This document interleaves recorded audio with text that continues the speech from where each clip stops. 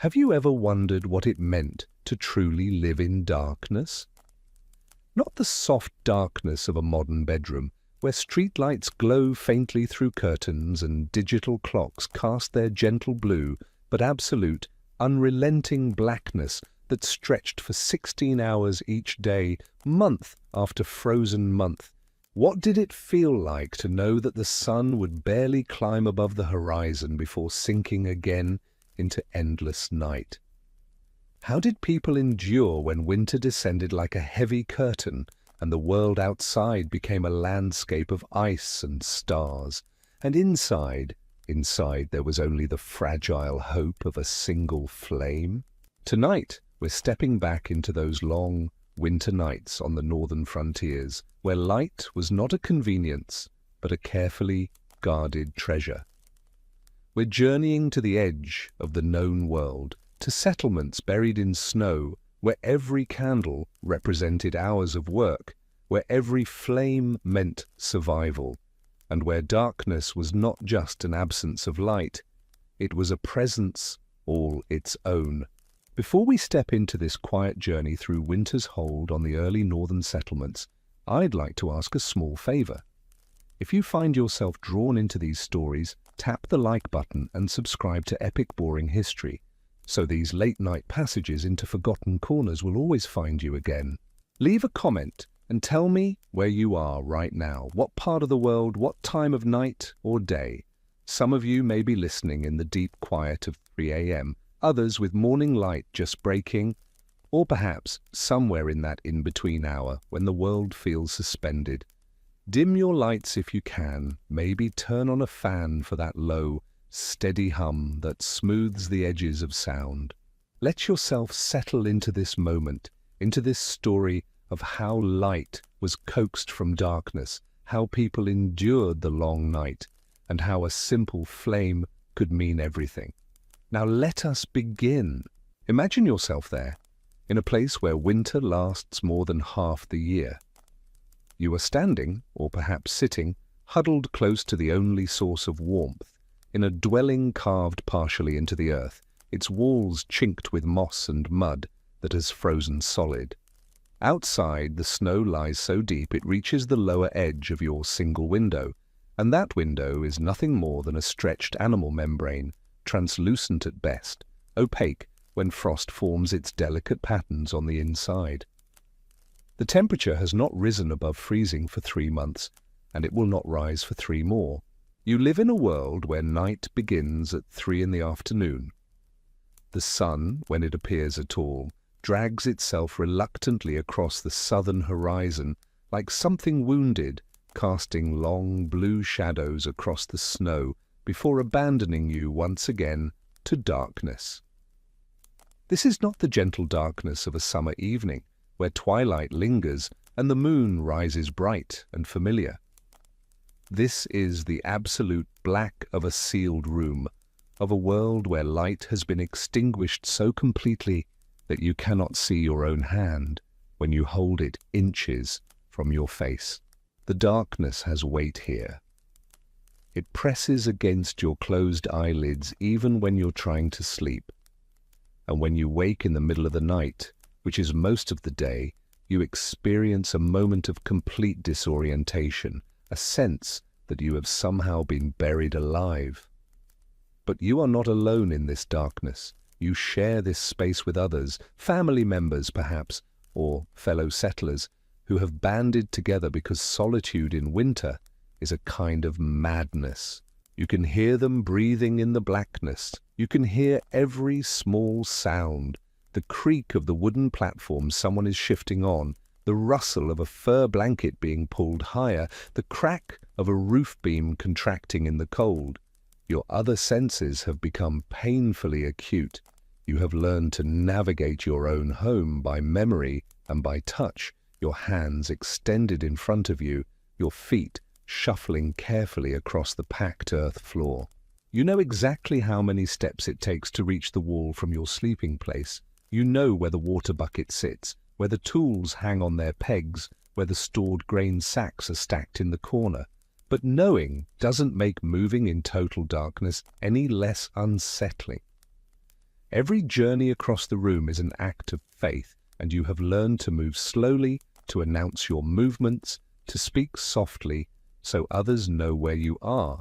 The cold is a constant companion to the darkness.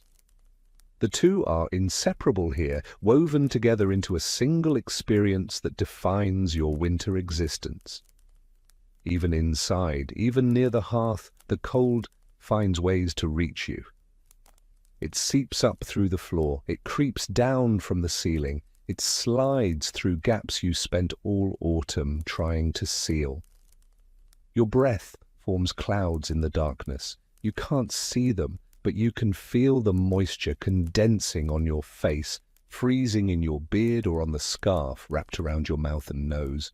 The walls themselves are cold to the touch, so cold that moisture from the air freezes against them, forming a layer of frost that won't melt until spring.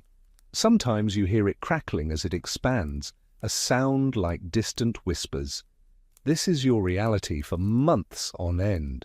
This is what you wake to and what you endure and what you must somehow transform into something livable, something that doesn't break your spirit or steal your hope. And the only thing that stands between you and complete surrender to the darkness is light. Not abundant light, not the easy, careless illumination of a world with electricity and oil lamps that burn through the night, but precious, difficult, carefully rationed light.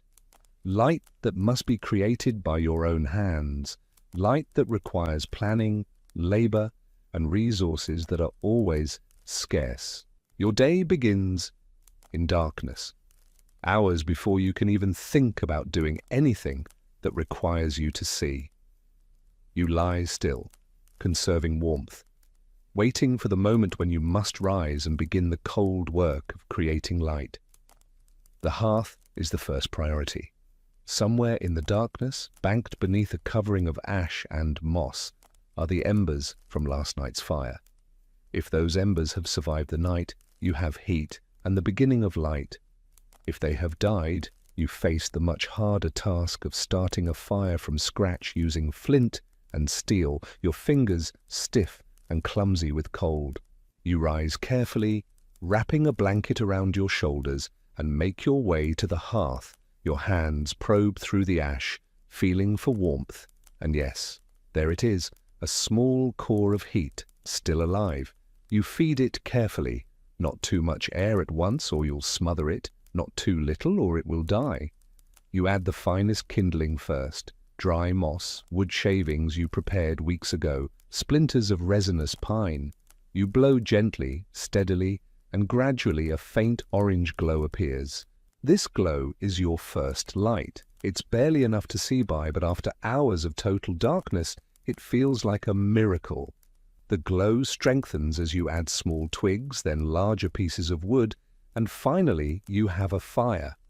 The flames cast dancing shadows on the walls, and for the first time since evening, you can see the faces of the others in the room.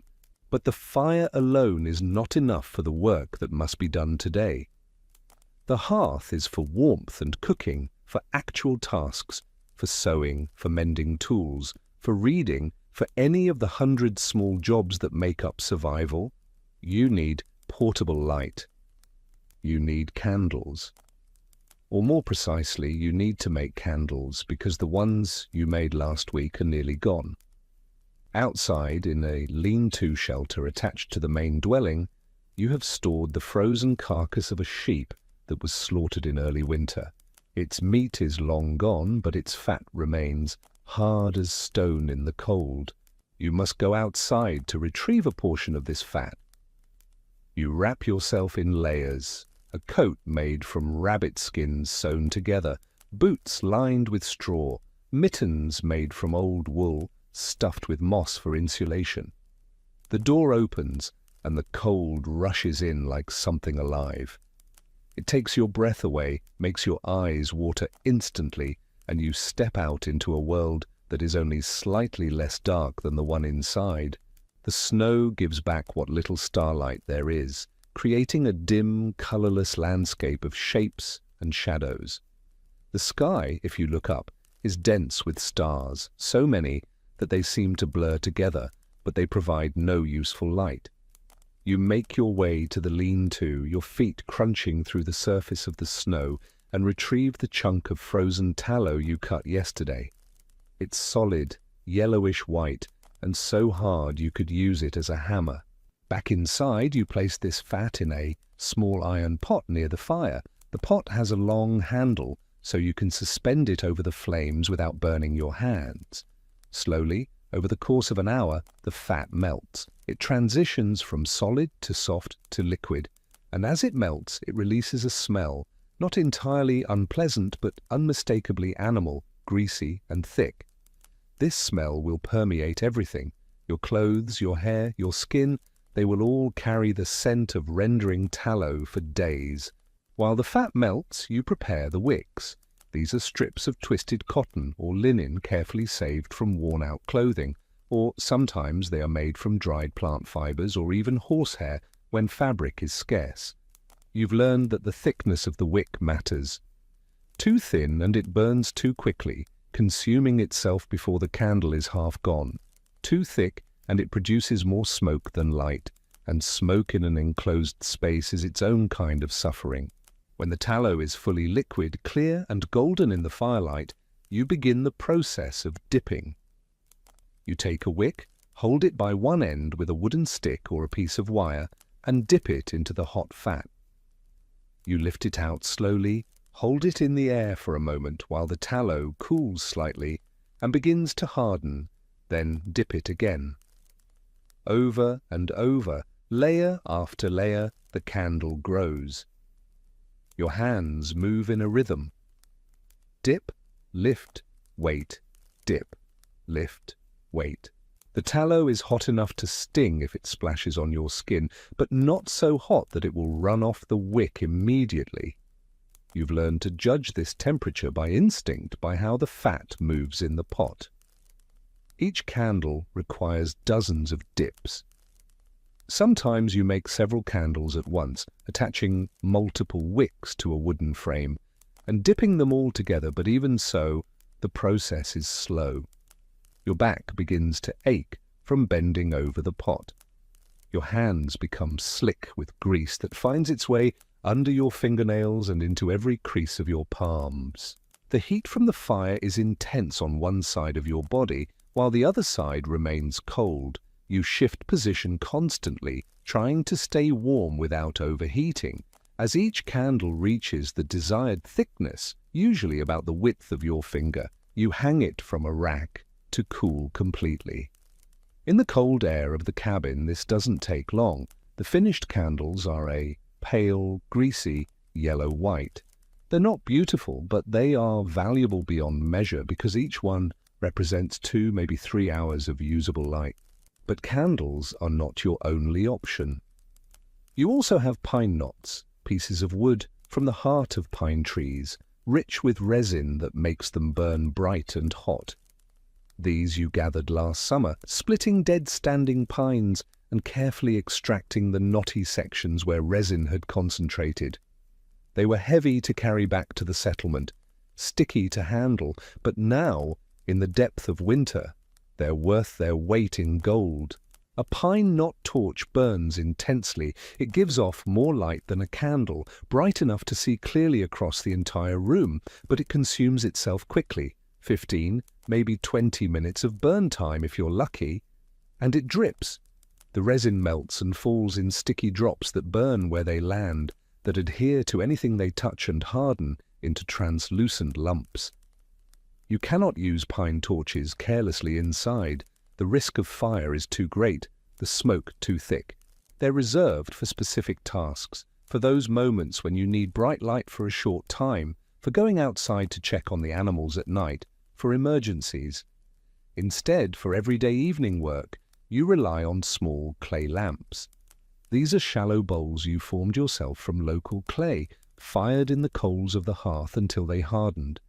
Into each lamp you pour a small amount of rendered fat, carefully, because fat is precious and you cannot waste even a drop.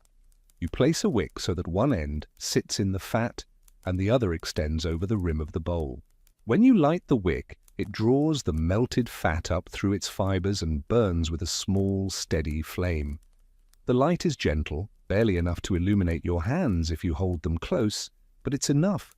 These lamps can burn for hours if you keep them filled and trim the wick regularly. The flame flickers with every breath, every movement of air, dancing and nearly guttering out before recovering. You've learned to shield the flame with your cupped hand when you move, to position yourself between the lamp and the door to protect it from drafts. On the coldest nights, the flame seems almost alive, struggling against the cold the way you struggle, and sometimes you find yourself watching it, mesmerized by its determination to keep burning. The moment comes each evening when you must make a decision. How much light to use tonight? This calculation occupies your thoughts more than you would have imagined before you lived this life. Every candle burned is one less for tomorrow. Every spoonful of fat consumed in a lamp is fat that cannot be used again. You have supplies, yes, but you know exactly how much remains and exactly how many weeks until spring. You've done the arithmetic over and over, counting and recounting, trying to determine if you have enough. Some nights, when the work is critical, when clothing must be mended or tools sharpened, or when someone is sick and needs tending, you allow yourself 2 candles, maybe even 3. The room glows with relative brightness, and everyone's spirits lift. But most nights you make do with 1 candle and perhaps 1 small lamp. The family gathers close around these lights, drawn together by necessity and by something else, a human need to be near warmth and brightness, even when that brightness is no stronger than a whisper. You do your work in this limited circle of light. Your wife sews, her face bent close to the fabric, her needle catching the light as it moves in and out. Your children sit near the fire working on small tasks you've given them, sorting beans, winding yarn, practicing letters scratched into a piece of slate. Their young eyes adapt more easily to dimness than yours do. You sharpen tools or carve wooden implements or work leather, tasks that can be done by feel as much as by sight. Your hands know the work, and the dim light is enough to guide them.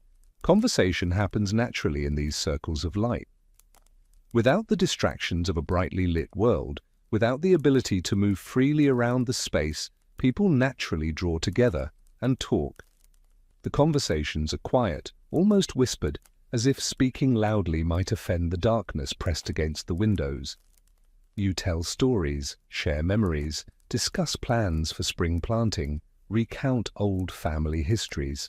Children ask questions about the world beyond the winter, about places they barely remember from warmer seasons. You describe green things, warm rain, the feeling of sun on bare skin, things that seem like fairy tales in the depth of this frozen darkness.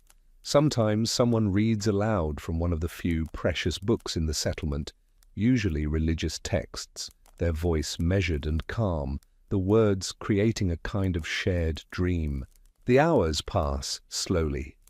You cannot see a clock in the darkness, and time becomes something you feel rather than measure, the gradual dying of the fire, the lowering of the candle, the increasing heaviness of your own eyelids. When the candle burns down to a stub, when the lamp's flame begins to gutter for lack of fat, you know the evening is ending. You've rationed your light almost perfectly. In another 15 minutes, you'll be ready for sleep anyway. But 15 minutes of darkness at the end of the evening feels longer than it should. You move through the final tasks by firelight alone, banking the coals, arranging sleeping places, making sure everything needed for tomorrow is within reach. Someone says a prayer, soft words of gratitude for the day survived, for the warmth that remains, for the hope of morning. The words are familiar, repeated every night, and they've become part of the rhythm of this life.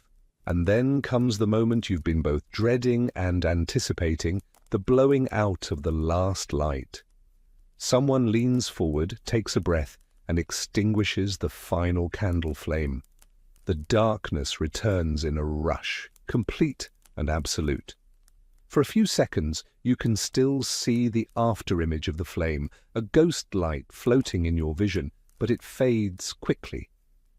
You settle into your sleeping place, pulling furs and blankets tight around you. The fire in the hearth has been reduced to a small glow, barely visible, pulsing faintly with each movement of air. You can hear everyone else settling in, adjusting blankets, shifting to find comfortable positions. Someone sighs deeply and the sound carries in the darkness, intimate and close. Your eyes remain open for a while, though there's nothing to see. You stare into the blackness and let your mind drift, thinking about tomorrow, about the slow count of days until spring, about all the small tasks that make up survival. Eventually, without quite realizing when it happens, you slip from waking darkness into sleeping darkness.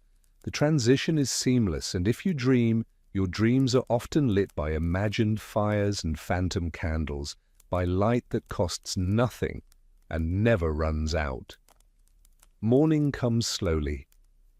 You wake not to light, but to sound, the stirring of others, the creak of the dwelling settling in the cold, perhaps the distant howl of wind. You lie still for a moment, gathering your will to face another day of darkness and cold and the careful management of precious resources. Then you rise and the cycle begins again.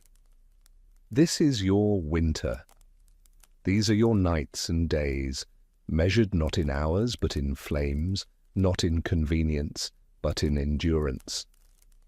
This is what it meant to live on the edge of the world, where winter reigned supreme and light was something you created, moment by moment, with your own cold hands.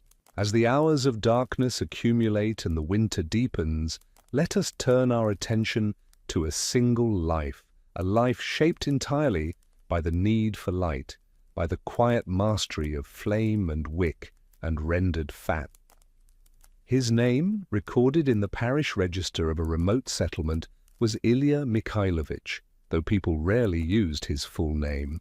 They called him simply the Candle Maker, and in those words was contained both respect and something deeper, a recognition that his work stood between them and despair. He was not a wealthy man, not a leader in any formal sense, but when winter closed its fist around the settlement, he became essential in ways that transcended ordinary value. Ilya was born in a year of great cold, though the exact date was never certain. Record-keeping in the outer territories was sporadic at best, and birth dates were often approximations based on saints' days and seasonal markers. What is known is that he entered the world during a winter that killed livestock and tested the faith of even the most devoted settlers. His mother had been a maker of simple things, soap, remedies, candles for the small chapel. His father worked the land when it could be worked and hunted when it could not, disappearing for days into the white wilderness and returning with frozen game strapped to a sled. From his earliest memories, Ilya associated his grandmother with the smell of rendering tallow. She was the one who taught him, though taught is perhaps too formal a word for what passed between them. She simply allowed him to watch, to help in small ways, to absorb through observation and repetition the knowledge she carried. She never explained why she did things a certain way. She simply did them, and he learned to do them too. He learned that fat from different animals burned differently. Sheep fat was best, steady, and relatively clean, while pork fat sputtered and smoked. He learned that the temperature of the melting fat determined how smoothly it would coat the wick, and that patience was more important than speed.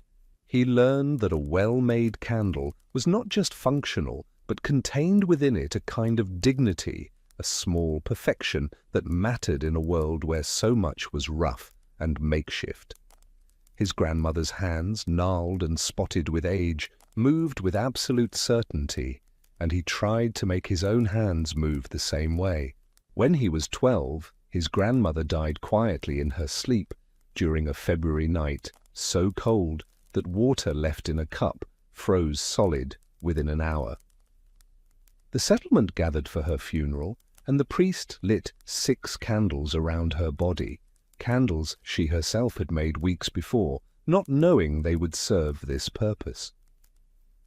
Ilya stood in the small chapel and watched those flames burn, and he understood in that moment that his grandmother continued to give light even after death.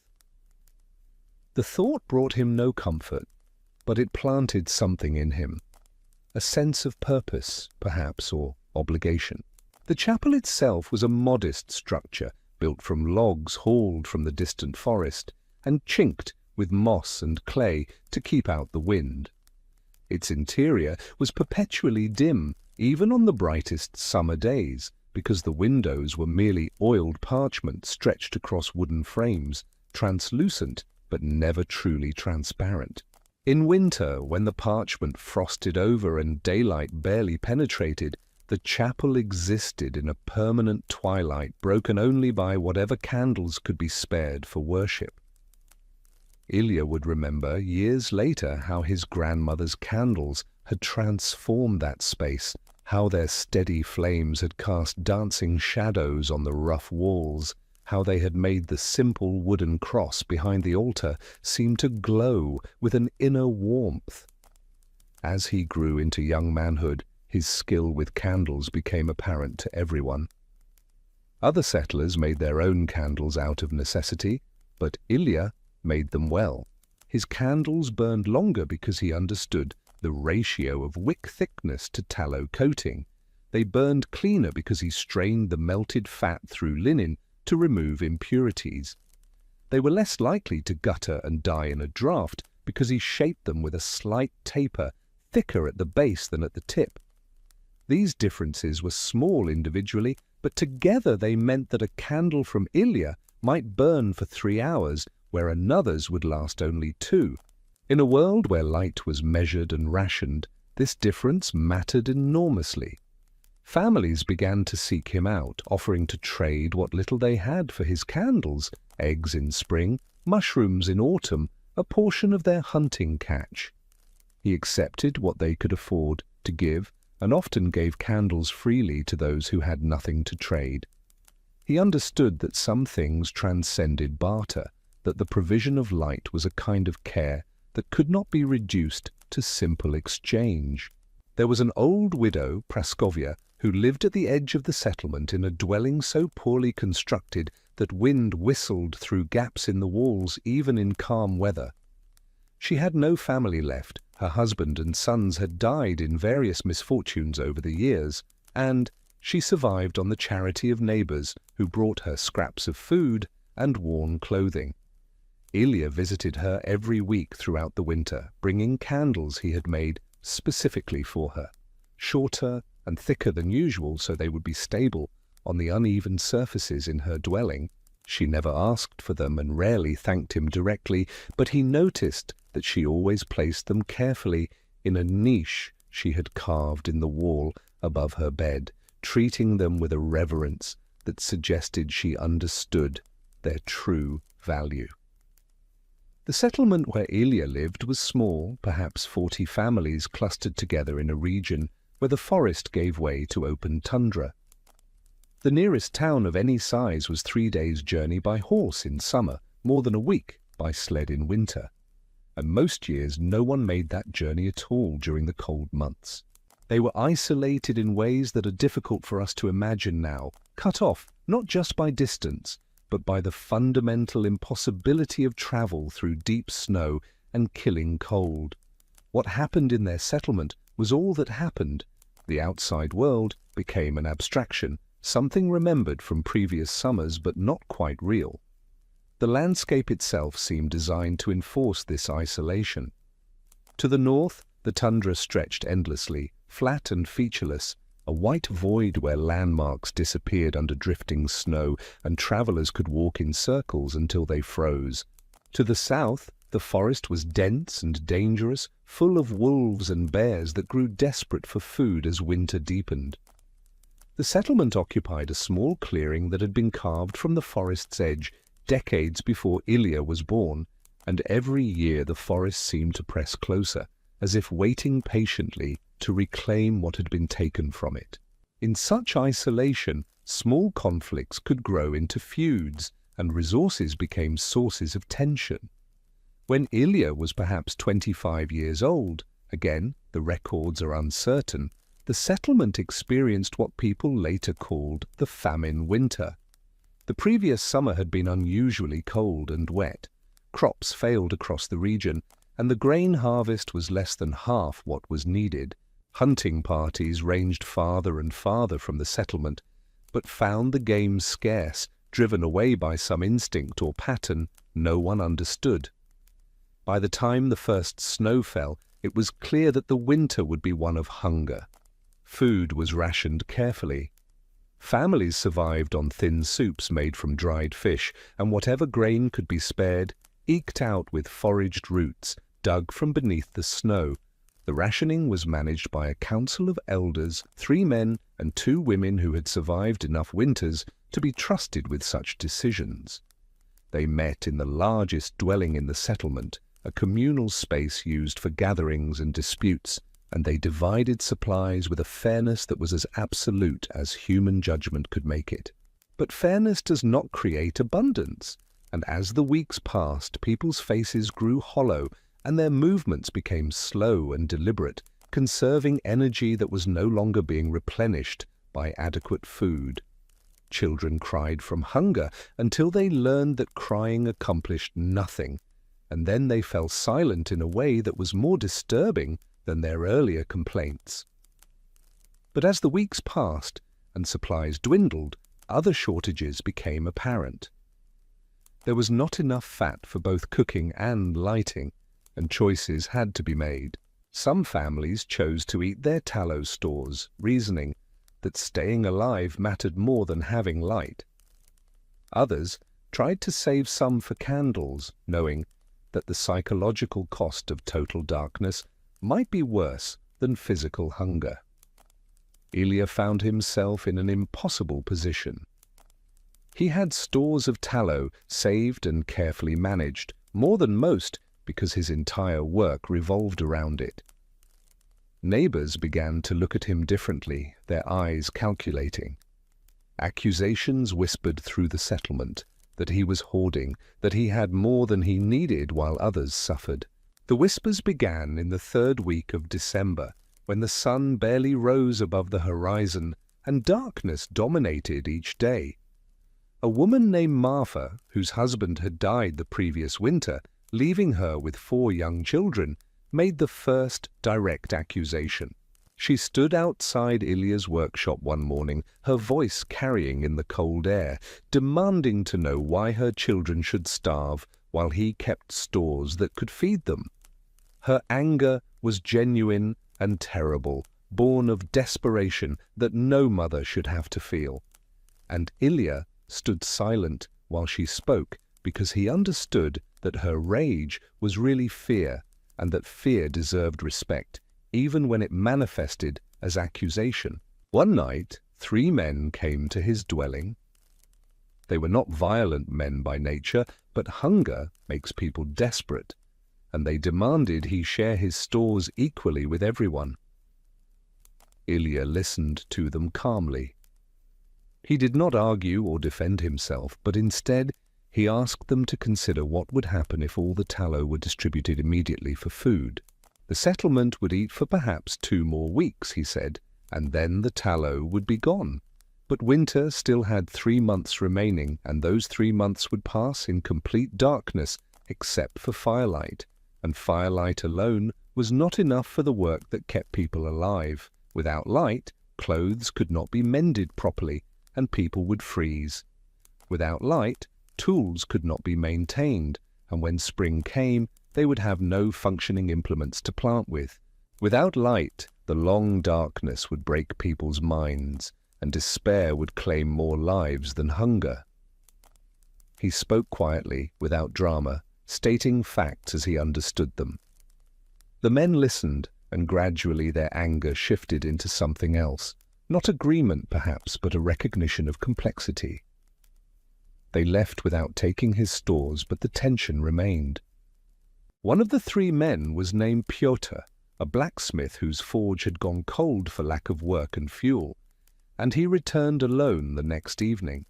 He sat with Ilya by the small fire and spoke about his own fears, that he was failing his family, that he had made wrong choices in how he had prepared for winter, that he felt ashamed to face his wife and children each day with so little to offer them. Ilya listened without judgment, and then shared his own doubts, admitting that he did not know if he was making the right choice, that he lay awake at night, wondering if he was being selfish or wise.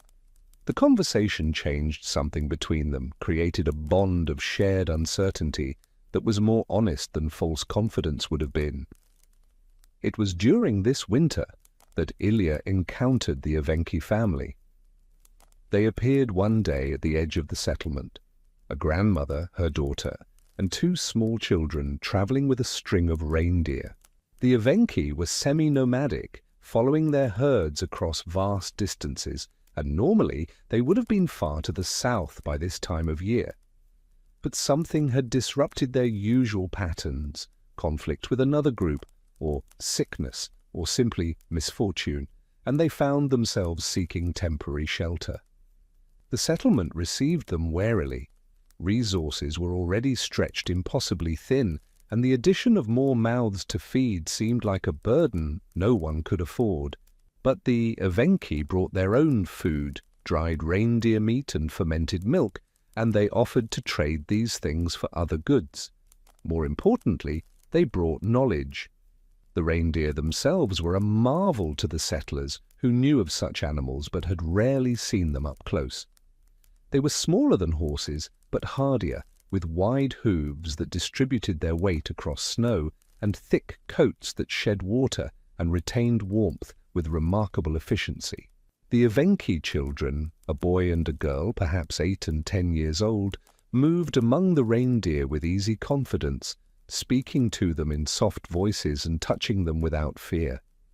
Ilya watched these children work and saw in their movements the same kind of inherited knowledge he had absorbed from his grandmother, skills passed down not through formal instruction, but through lived example. The Evenki grandmother spoke a halting version of Russian, learned from traders and missionaries over the course of her long life. She watched Ilya working one evening, dipping his candles near the communal fire, and she made a small sound of interest. Through a combination of words and gestures, she explained that her people made light differently. They used oil rendered from fish and from the small Arctic mammals they trapped, and they burned this oil in shallow stone lamps. But more than that, they mixed the oil with powdered resin from certain trees, a technique that made the flame burn brighter and cleaner, with less smoke and a more pleasant scent. She offered to show him if he wished to learn. Ilya wished to learn. Over the following weeks, working alongside the Evenki grandmother in the limited hours of dim daylight, he absorbed a new way of thinking about light. She showed him how to render fat at a lower temperature, preserving qualities that made it burn more efficiently. She showed him which resins to gather and how to powder them finely using a stone mortar. She showed him a different kind of lamp, formed not from clay but from soapstone, which held heat longer and distributed it more evenly. The exchange was not one-sided. He taught her his methods of wick-making, and she showed him how her people twisted fibers from dried sedge grass into wicks that were both flexible and strong.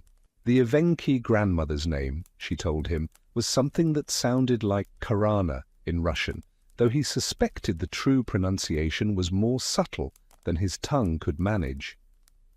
She had a way of working that was both efficient and meditative, her hands moving through tasks with a rhythm that suggested she was not just making lamps, but participating in something older and more meaningful. She told him stories as they worked, stories about the stars and the spirits that lived in certain places, about the migration patterns of animals and the properties of different plants. Most of these stories Ilya only partially understood, limited by language and by cultural context, but he absorbed what he could and recognized that embedded in the stories was practical knowledge about survival in this harsh landscape. By the time the Evenki family moved on in early spring, following their herd north to summer pastures, Ilya had integrated their knowledge into his own practice. His candles now incorporated small amounts of powdered resin, barely visible but making a measurable difference in how they burned. His lamps were a hybrid design, combining Evenki principles with his own innovations. The light he produced became subtly better, brighter, lasting longer, producing less of the acrid smoke that irritated eyes and throats. The settlement survived that famine winter, though not without losses.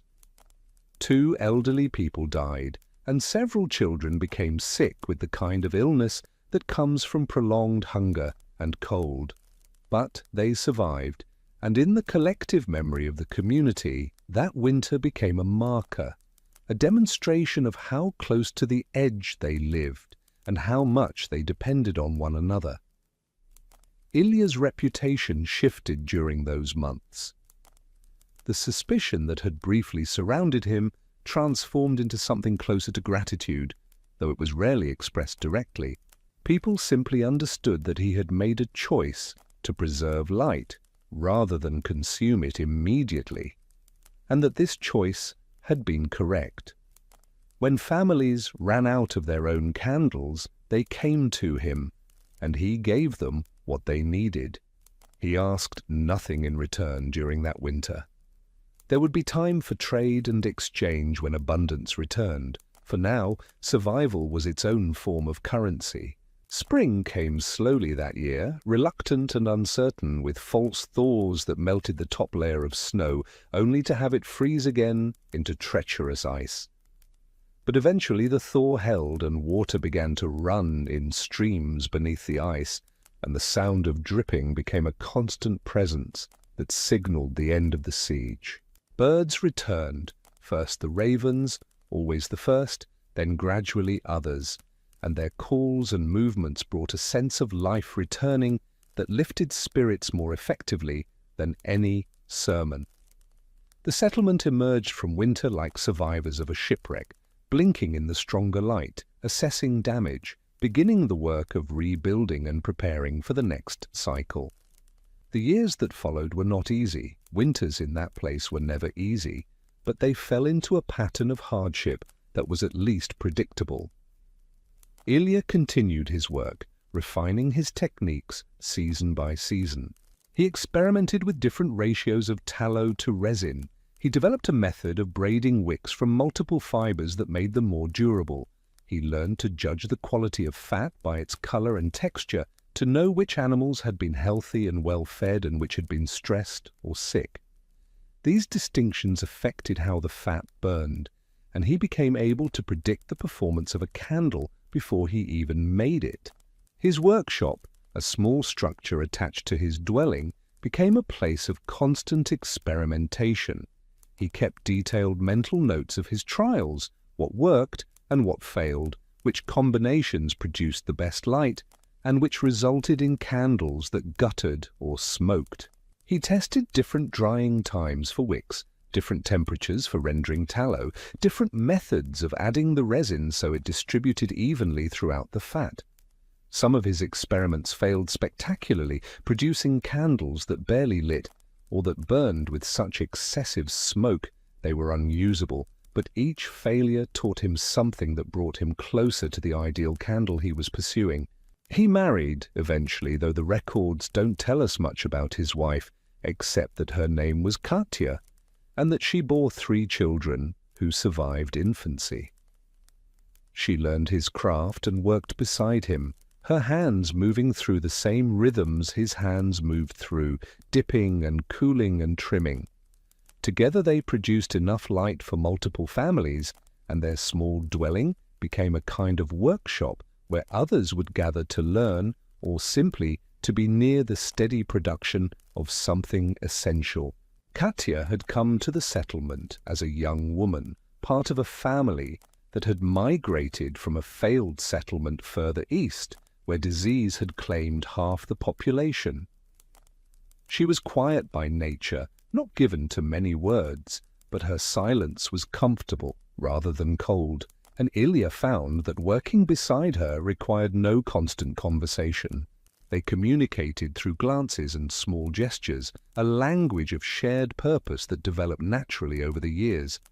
She had her own innovations, a method of storing finished candles wrapped in cloth that prevented them from absorbing moisture, a technique for judging the readiness of melted tallow by the way it moved when stirred, insights that Ilya readily incorporated into his practice because he recognized wisdom regardless of its source.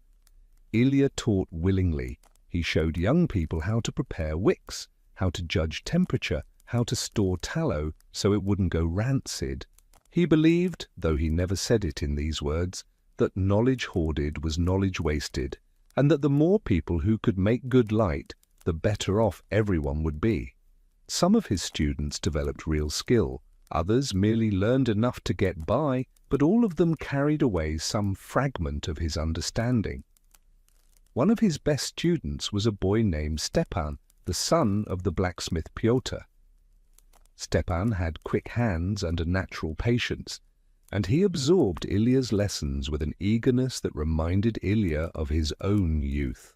The boy would arrive at the workshop before dawn and stay until darkness fell, working through the repetitive tasks without complaint, asking questions that showed he was thinking deeply about what he was learning. Ilya taught him everything, the basic techniques and the subtle variations, the traditional methods and the innovations learned from the Evenki grandmother, the practical skills and the underlying principles that explained why things worked the way they did. It was perhaps 15 years after the famine winter when fire came to the settlement. It started in the middle of a January night in a dwelling at the far end of the cluster of homes. Someone, no one ever determined who, had left a pine knot torch burning unattended while they slept. Perhaps they had fallen asleep by accident, exhausted from the day's labor. Perhaps they simply grew careless after months of successfully managing flame. The torch fell or was knocked over, and it landed on dried moss that had been stored near the hearth for kindling. The moss caught instantly, and the fire spread to the wooden platform that served as a bed, and from there to the walls. By the time the inhabitants woke, the entire dwelling was filled with smoke and flame. They escaped, barely, stumbling out into the brutal cold without time to grab coats or boots, and they screamed for help. The settlement woke to those screams and to the sight of flames visible even through the darkness, bright orange against the black winter sky. People emerged from their homes and stood for a moment in paralyzed horror, because fire in winter was both salvation and catastrophe. They needed fire to survive, but fire uncontrolled could destroy everything they had built. The burning dwelling was close enough to others that the flames could spread, could consume the entire settlement and leave them all homeless in temperatures that would kill them within hours. Ilya was among those who responded, running through the snow in his nightclothes, and what he saw when he reached the burning building was a kind of vision of hell. Flames roaring from the doorway and through the roof, sparks rising into the night sky like malevolent stars. The heat was intense, driving people back, but already the adjacent dwelling was beginning to smoke as its walls dried and heated. In minutes, it too would ignite, and then the next and the next. People were throwing snow on the flames, a futile gesture that accomplished nothing. Others were trying to form a bucket line from the well, but the water froze almost as soon as it left the bucket.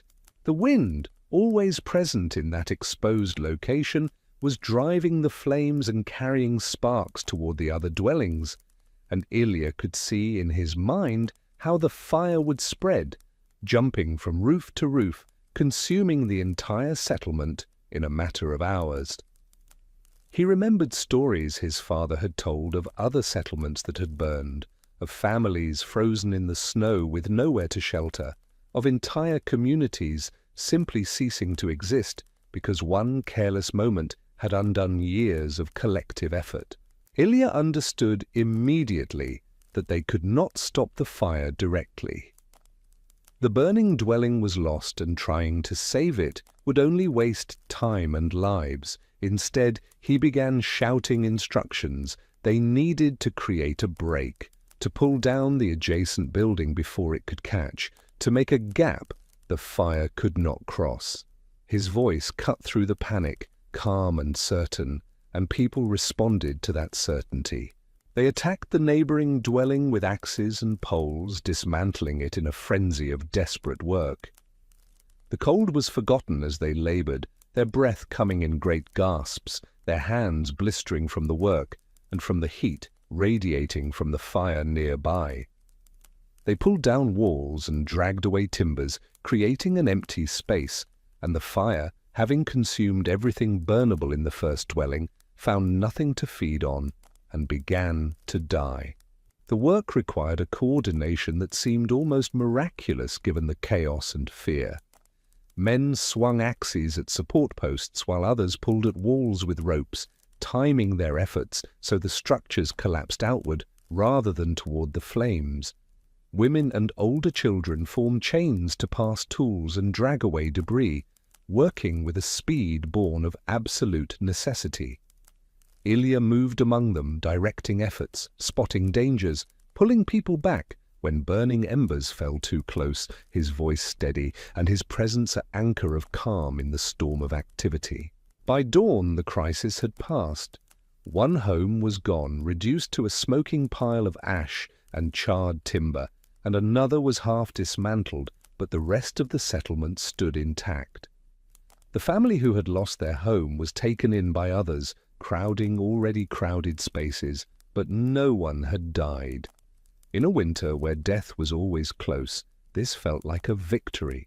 In the days that followed, as the settlement recovered from the shock and began the work of rebuilding, Ilya found himself thinking deeply about what had happened. The fire had been caused by a torch, one of the bright pine knot torches people used when they needed strong light quickly. These torches were dangerous. Everyone knew it, but they used them anyway because sometimes bright light was necessary. But there had to be a better way, Ilya thought. There had to be a method of containing bright flame, of making it safe even when it burned hot and intense. He began experimenting with lantern designs. The settlement had a few lanterns, precious items brought from distant towns made of metal and glass. But the glass was fragile and easily broken, and when it broke, there was no way to replace it. Ilya didn't have glass, but he had clay, and he had an idea. He formed clay vessels with thick walls and small openings. He fired them hard, then glazed them with a mixture he developed through trial and error, ash mixed with more clay and heated until it fused into a glassy coating. The glaze was not transparent like glass, but it was translucent, allowing light to pass through it in a soft, diffused way. More importantly, the ceramic construction meant the lanterns could withstand both heat and cold without shattering. He designed them to hold oil lamps inside with the flame protected by the ceramic walls. Even if the lamp tipped over, the oil would be contained and the flame would die without spreading. The development of these lanterns consumed weeks of work. Ilya would shape clay vessels during the brief daylight hours, his hands moving with the same careful attention he brought to candle making, forming walls of even thickness and openings positioned to allow optimal airflow. He fired them in a small kiln he built specifically for this purpose, learning through trial and error what temperatures produced the hardest ceramic and how long the firing needed to last. Many of his early attempts cracked during firing or proved too heavy to be practical, but he persisted, adjusting his techniques with each failure until he began producing lanterns that met his standards. The first lanterns he made were crude, heavy, and not particularly efficient. But he refined the design over months of work, making them lighter, shaping the openings to allow better airflow, creating handles and hooks for carrying and hanging. By the following winter, he had produced a dozen of these ceramic lanterns, and he distributed them to families who had been using pine torches regularly. The difference was immediate and dramatic. People could have bright light when they needed it without the constant fear of starting a fire. This innovation, more than anything else, secured Ilya's place in the settlement's memory. The lanterns were practical proof that thought and care could improve life even in the harshest conditions. They demonstrated that tradition was important but not sacred, that new methods could be incorporated without abandoning old wisdom. Other settlers began trying to make their own lanterns, copying Ilya's design, and he helped them willingly, correcting their mistakes and sharing the techniques he had learned. Ilya grew older. His hair, which had been dark brown in his youth, turned grey and then white. His hands, which had always been strong and nimble, became increasingly stiff with arthritis, the joints swollen and painful, especially in cold weather.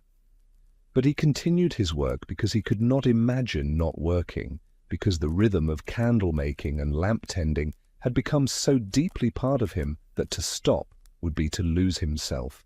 His children grew and took over more of the physical labor, their young hands dipping wicks while his older, more experienced hands judged quality and made adjustments. He taught them everything he knew, sometimes repeating instructions he had given 100 times before, wanting to be certain that nothing was lost.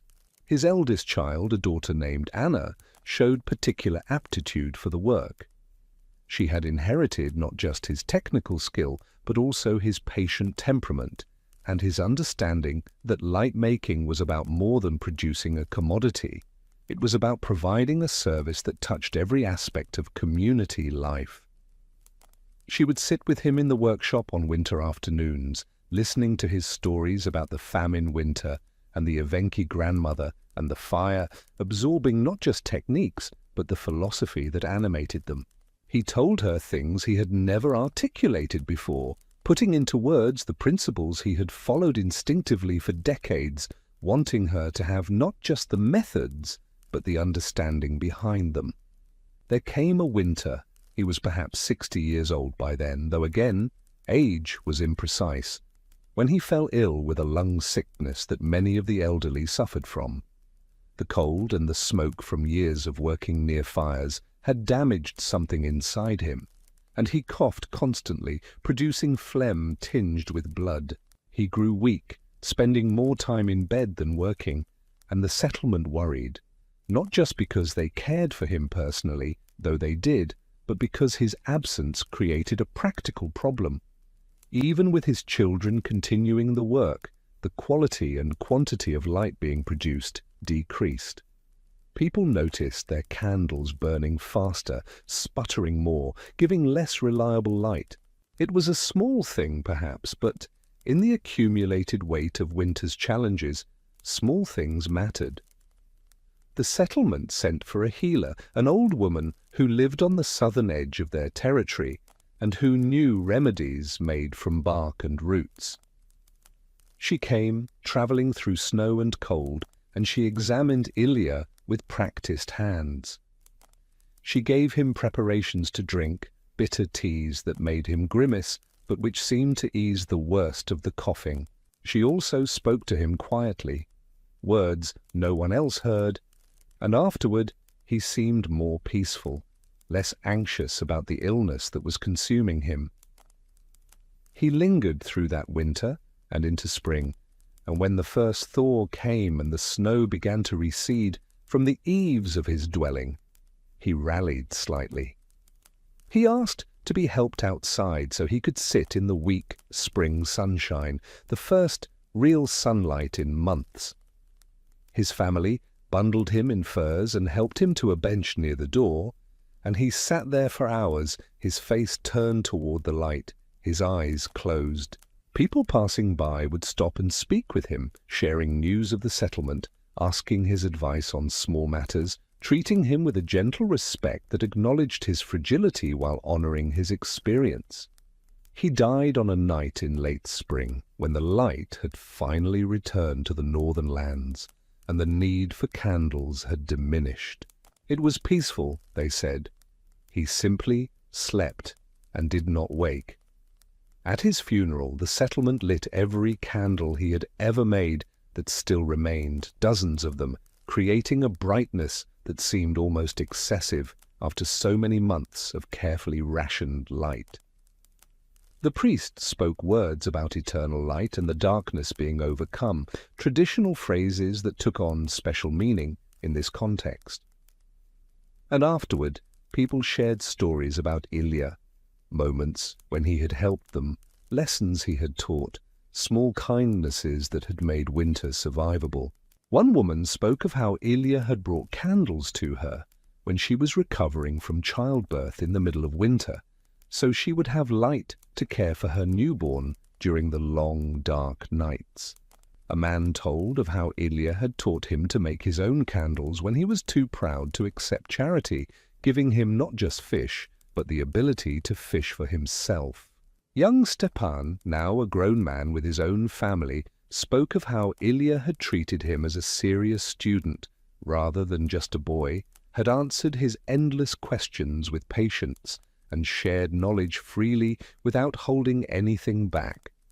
The stories continued for hours, each person adding their own piece to the collective portrait of a life that had mattered more than monuments or official recognition could capture.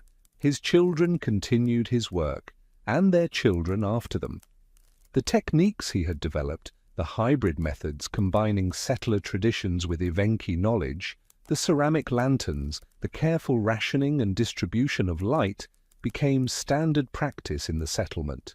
Travelers who passed through in summer would sometimes remark on the unusual quality of the candles and lamps they saw, and locals would explain with pride that these were made using the methods of Ilya Mikhailovich, the candle maker.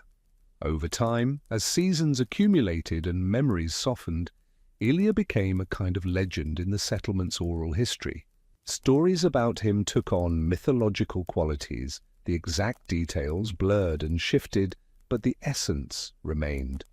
He was the one who brought light to the dark winters, who saved the settlement from fire, who learned from the Evenki and shared everything he knew.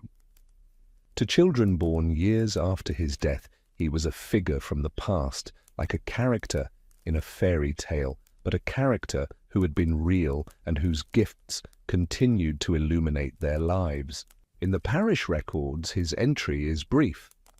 Ilya Mikhailovich, candlemaker, departed this life in the year, and then a date that may or may not be accurate. The priest who wrote it had no way of knowing that this simple craftsman would be remembered long after wealthier and more powerful people were forgotten. But memory works in mysterious ways. In the collective remembrance of a small, isolated community, the person who provides light in darkness becomes a figure of profound importance, not because of grand achievements or dramatic moments, but because of steady, reliable service through countless ordinary days. The priest himself, Father Dmitri, had been in the settlement for less than 5 years when Ilya died, having been sent there by church authorities who seemed to view the remote posting as either a punishment or a test of faith. He had known Ilya only in the old man's final years, when illness had already diminished him, but even in that diminished state, he had recognized something exceptional in the candle maker's quiet dedication. Father Dmitri had seen many craftsmen in his travels, men who took pride in their work, but few who understood their craft as a form of service the way Ilya did. The priest had tried to capture this in his homily at the funeral, speaking of how the light of one life could illuminate countless others, but he knew his words were inadequate to express what the candlemaker had meant to this community. Ilya's life was not heroic in any conventional sense. He did not lead armies or discover new lands or accumulate great wealth. He made candles patiently and well, season after season, year after year. He shared what he learned, helped those who needed help, and improved life in small, practical ways. and in doing so, in that humble dedication to the daily work of creating light, he left a legacy that mattered more than he could have known, a legacy measured not in monuments, but in the warmth of flame on cold winter nights, in children's faces illuminated by steady candlelight, in the quiet confidence that darkness could be held at bay. His story is the story of countless others in countless settlements across the northern regions, people whose names are lost, but whose work sustained human life in places that seemed almost uninhabitable. They were not saints or heroes, they were simply people who mastered the small, essential crafts that made winter survivable. And of all those crafts, perhaps none was more essential than the making of light. For what good is warmth if you cannot see to cook food or mend clothes? What good is shelter if you must spend 16 hours each day in total darkness? Light was not a luxury, but a necessity, and the people who provided it were, in their own quiet way, as important as any leader or warrior. As we leave Ilya's story and drift forward into deeper mysteries, carry with you this image.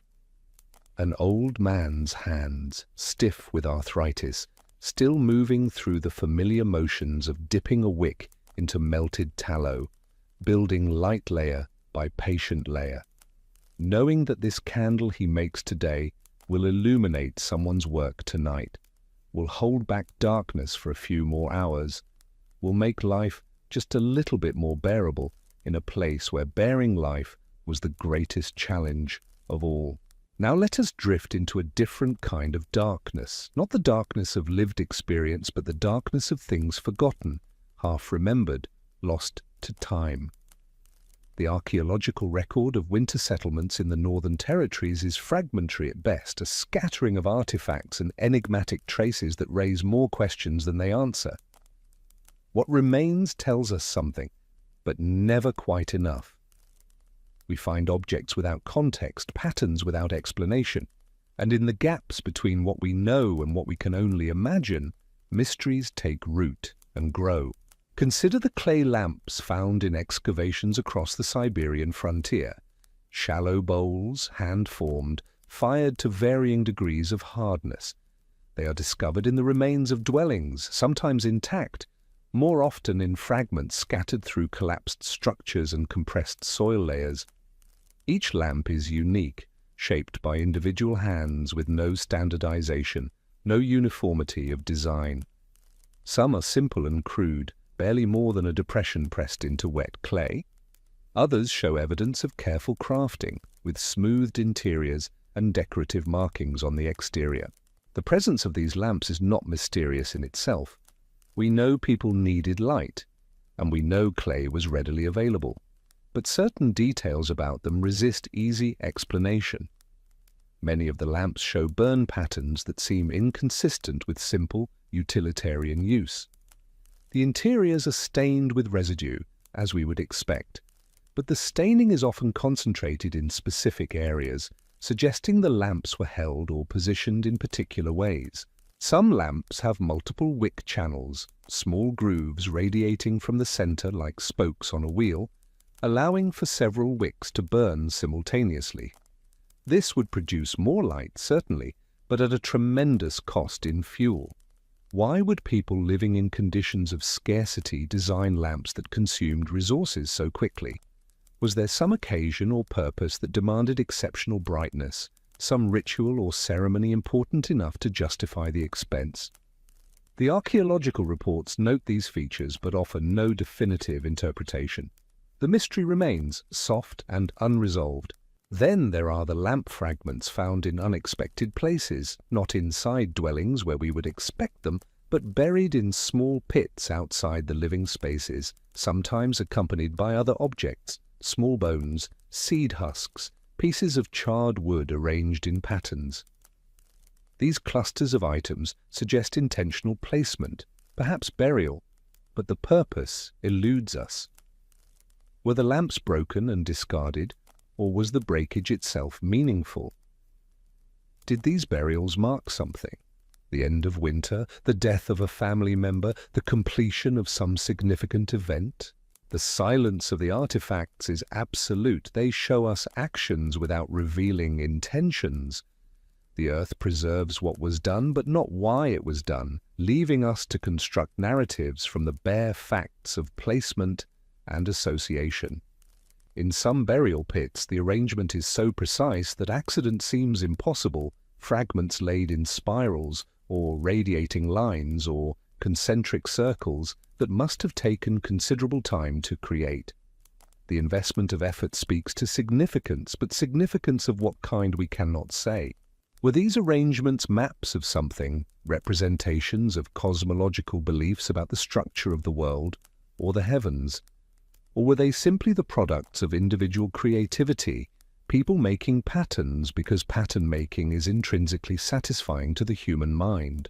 Among the most intriguing finds are what archaeologists have termed soaked holders, pieces of wood carved with deep grooves or hollowed to create channels, found in waterlogged conditions that have preserved them despite centuries of decay.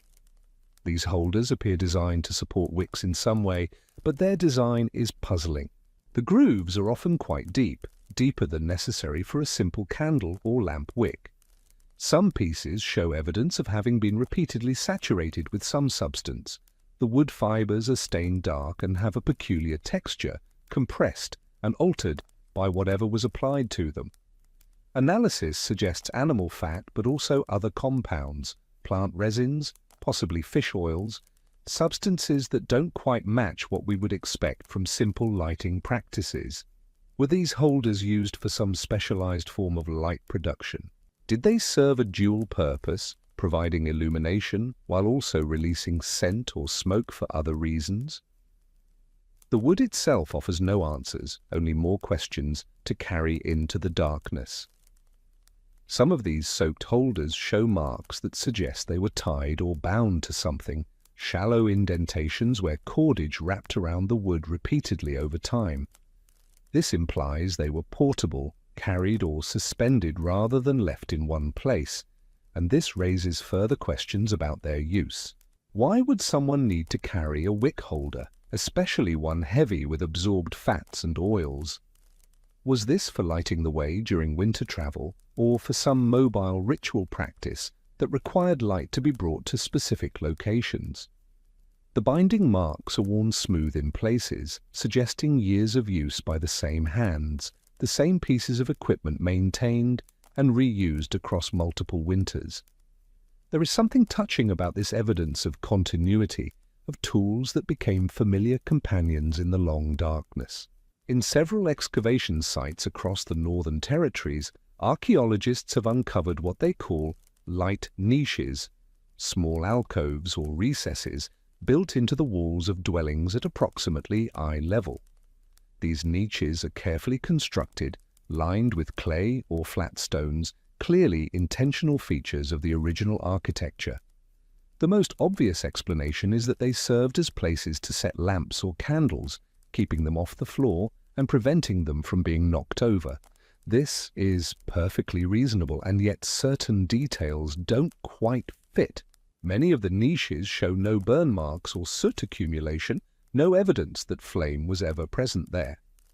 Others are positioned in locations that seem impractical, too high, too deep, or facing walls rather than the interior space. Some dwellings have numerous niches, far more than would be needed for practical lighting, arranged in patterns that suggest aesthetic or symbolic considerations. Were these niches used for light at all, or did they serve some other purpose we can't quite grasp? Perhaps they held objects sacred to the inhabitants, or marked divisions of space according to beliefs we know nothing about. The niches remain empty and enigmatic, their purpose lost with the people who made them. In one particularly well-preserved dwelling, archaeologists found 17 niches arranged in a spiral pattern ascending from floor level to the ceiling beams.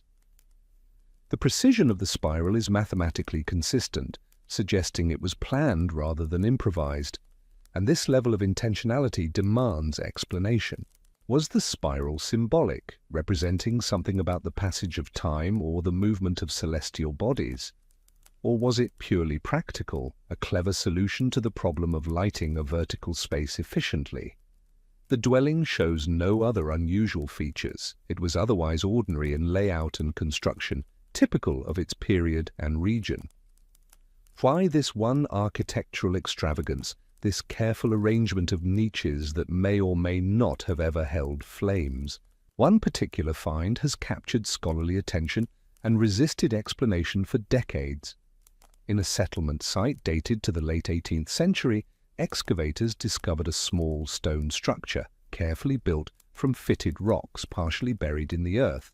Inside this structure were dozens of small black stones, each smooth and rounded as if by water, each roughly the size of a hen's egg. The stones were not local. Geological analysis shows they came from a riverbed at least 2 days' journey away. Someone had collected them deliberately, transported them to the settlement, and placed them in this carefully prepared chamber.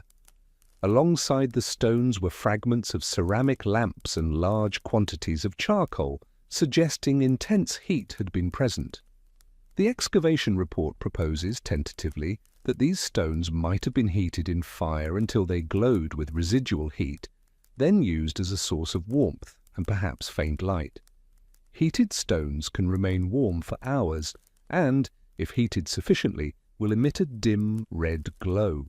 This would provide warmth without the constant need to maintain a flame, and the faint light would be better than absolute darkness. It's an elegant theory, supported by similar practices among other northern peoples, but the evidence is not conclusive. The stones show signs of heating, yes, but the pattern of heat exposure doesn't quite match what we would expect from repeated use. Some stones show no signs of heating at all, as if they were never used despite being carefully collected and stored. And there's another puzzling detail. Several of the stones have been carved with shallow markings, symbols, or letters that don't correspond to any known writing system. Were these marks decorative? Did they indicate ownership or purpose? Were they part of some system of counting or recording that made sense to the people who made them but remains opaque to us? The symbols include repeated motifs, a cross with equal arms, a series of parallel lines, something that might be a highly stylized animal or bird. Their regularity suggests meaning rather than random scratching, but meaning of what kind? If they were counting markers, what was being counted? Days, months, significant events? If they were ownership marks, why mark stones that were apparently communal property, stored together in a shared structure? The stones sit in a museum now, labelled and catalogued, their secrets still held close.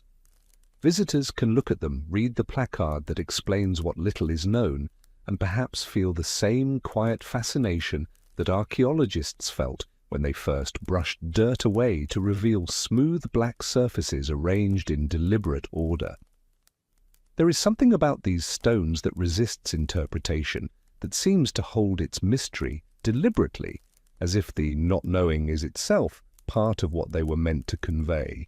We stand before them as the settlers must have stood in their stone chamber, warmed perhaps by their radiant heat, illuminated perhaps by their faint glow, surrounded by darkness and by the knowledge that darkness would return. Indigenous knowledge adds layers to these mysteries without quite resolving them. The Evenki people, who inhabited these regions long before Russian settlers arrived, and who continue to live there today, have oral traditions about winter light that are both practical and deeply symbolic. Evenki elders speak of specific methods for rendering fat from Arctic animals, methods that involve careful timing, particular temperatures, and the addition of substances gathered from the taiga. These methods are still practiced in some communities, preserved through direct transmission from one generation to the next. But when anthropologists and historians try to document these practices precisely, they encounter a curious resistance. Not hostility exactly, but a sense that some knowledge is not meant to be written down or explained to outsiders in clinical terms. The elders will demonstrate techniques, will allow observers to watch and even participate, but they resist answering certain questions about why things are done in specific ways. "This is how we do it," is the answer, and no elaboration follows. There's a recognition that some forms of knowledge live in the doing, in the accumulated intuition of hands that have performed the same actions thousands of times, and that translation into words or formulas would drain away something essential. The knowledge is embodied, held in muscle memory, and in the subtle adjustments that come from deep familiarity, and to extract it into explicit instructions would be to lose the knowledge itself. This creates a particular challenge for archaeology and historical research, which depend on documentation and explicit explanation. We can see the results of these traditional practices in the archaeological record: the lamps that burned efficiently, the wick materials that were chosen with obvious expertise, the fuel mixtures that showed sophisticated understanding of combustion, but we cannot fully reconstruct the knowledge that produced these results. The gap between what we can observe and what we can understand is not a failure of research methodology, but a reflection of different ways of knowing, different modes of transmission that prioritize practice over theory. In respecting this gap, we acknowledge that not all knowledge can or should be translated into our analytical frameworks. Evenki traditions include the practice of maintaining spirit lamps. Small flames kept burning throughout the darkest weeks of winter, not for practical illumination, but for symbolic protection. These lamps are tended carefully, never allowed to go out, and are associated with specific stories and beliefs about the nature of darkness. In Evenki cosmology, winter darkness is not simply the absence of light, but a presence, something that exists and has qualities and intentions. Light, therefore, is not just practical, but protective, keeping at bay influences that might otherwise enter the dwelling and affect the people inside. The exact nature of these influences varies depending on who is telling the story. Some describe them as spirits of ancestors who walk in winter darkness, others as nameless presences that are neither good nor evil, but simply other, existing in the spaces humans do not normally perceive. The lamps create a boundary, a threshold these presences will not cross. The maintenance of spirit lamps requires specific protocols. They must be lit from embers of the previous year's fire, or from flame carried from a particular sacred location, or using wicks made from plants gathered during specific seasons. These protocols ensure continuity, linking each winter's light to all previous winters, creating a chain of illumination that extends backward through time. When a spirit lamp goes out accidentally, it is considered a serious matter requiring particular rituals of renewal. The dwelling must be blessed again, and the flame must be rekindled with appropriate ceremony, sometimes requiring days of preparation. This belief in the active protection of flame against darkness as a living force appears in various forms across northern cultures, suggesting it arises from deep human responses to extreme winter conditions. The psychological comfort of continuous light in extended darkness is obvious, but these traditions frame that comfort in spiritual rather than psychological terms, treating flame as having agency and power beyond its physical properties. When settlers began arriving in the 18th and 19th centuries, they encountered these beliefs and sometimes adopted them, often without fully understanding what they were adopting. There are accounts in missionary journals of superstitious practices involving lamps left burning unnecessarily, of settlers who could not explain why they did certain things but insisted the practices were important. Over time, indigenous and settler practices blended together, creating hybrid traditions that were neither purely Evenki nor purely Russian, but something new, adapted to the specific conditions of frontier winter life.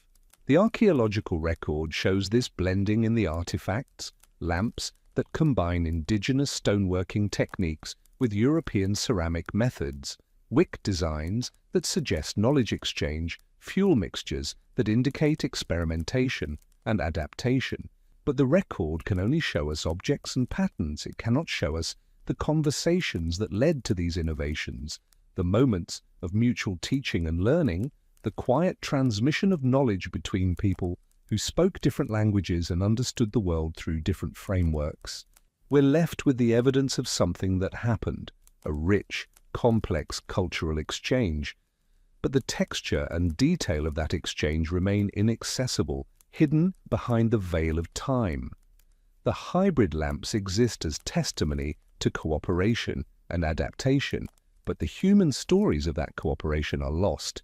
In some cases, we can identify specific innovations that appear to result from this cultural blending, a lamp design that uses European ceramic firing techniques but incorporates indigenous fuel optimization methods, for instance, or wick holders that combine the carved wood technology of indigenous peoples with the multiple wick concept from Russian candle making. These hybrid objects are monuments to human creativity and flexibility, evidence that people faced with harsh conditions will borrow and adapt whatever works, regardless of its cultural origin. Among the most persistent mysteries are the accounts of what settlers called cold fires. These descriptions appear in journals, letters, and parish records from multiple settlements across the Northern Territories, always in winter, always described with a mixture of wonder and unease. The accounts vary in details but share common elements. Witnesses describe seeing flames that are blue or blue-green rather than the normal yellow-orange of wood fire or burning fat. These flames appear suddenly, sometimes inside dwellings near where lamps have been burning, sometimes outside in the snow. They burn without consuming any visible fuel, lasting for seconds or sometimes minutes before disappearing as suddenly as they appeared. They produce little heat despite their brightness, and they are almost always accompanied by a strange smell, variously described as sweet, metallic, or like burning minerals. The consistency of these descriptions across different accounts is striking, suggesting the witnesses were observing something real, even if we cannot determine exactly what. Modern analysis suggests several possible explanations. Methane gas, released from decomposing organic matter in the soil or from permafrost, can ignite spontaneously under certain conditions and would burn with a blue flame. Certain mineral deposits, when exposed to heat or friction, can produce colorful flames with unusual characteristics. Phosphorescent compounds in decaying wood or fungi can produce faint glows that might be interpreted as flame in the darkness. But none of these explanations quite fits all the described phenomena. Methane fires would be hot, not cool. Mineral reactions would require specific conditions unlikely to occur spontaneously in dwellings. Phosphorescence would be much dimmer than the accounts describe. The mystery persists, living in that uncertain space between documented observation and understood mechanism. Perhaps the cold fires were exactly what scientific analysis suggests, natural phenomena misunderstood by people who lack the framework to interpret them. Or perhaps they were something else, some interaction of conditions that rarely occurs and has not been adequately studied.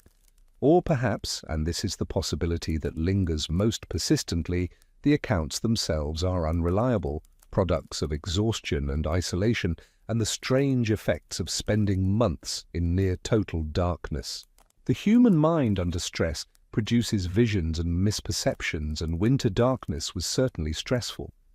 But if the cold fires were purely psychological phenomena, why do the accounts appear in records from settlements that had no contact with each other, from people who could not have known about similar reports from other regions?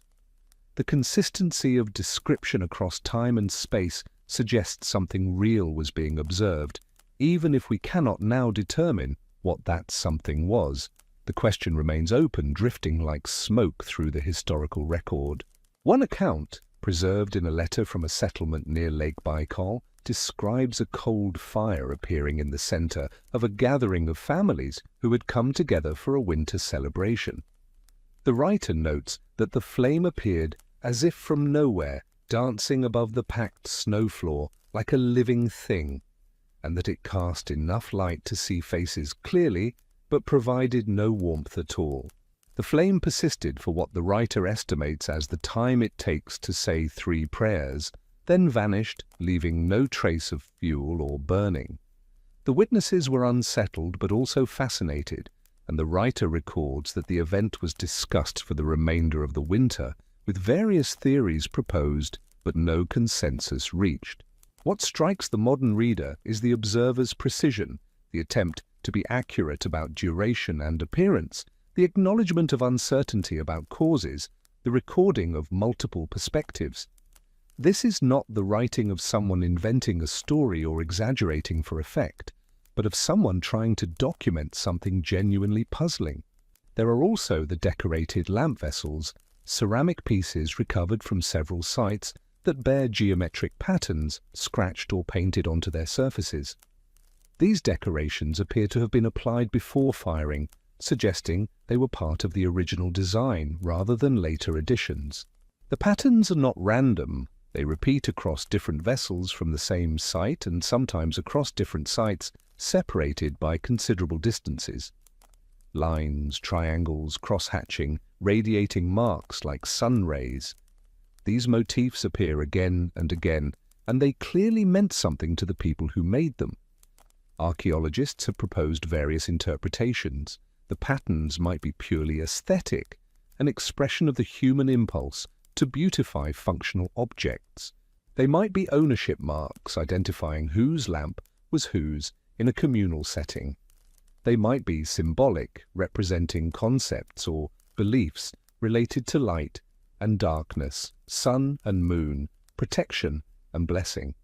Some scholars suggest the patterns might have had practical purposes. The rough surface created by scratched lines might help dissipate heat more evenly or provide better grip for handling hot vessels. But this seems insufficient to explain the consistency and deliberateness of the designs. Most likely, the truth involves multiple factors. The decorations served practical purposes while also carrying aesthetic and symbolic weight, meaning different things to different people, but recognized by all as important markers of careful craftsmanship. We see the marks but cannot hear the conversations that explained them, cannot access the shared understanding that made them meaningful. In examining collections of these decorated lamps, patterns of regional variation become apparent. Certain motifs cluster in specific geographical areas, suggesting local traditions or schools of craftsmanship. A radiating sun pattern appears frequently in lamps from Western settlements, while a zigzag line reminiscent of lightning dominates in Eastern sites.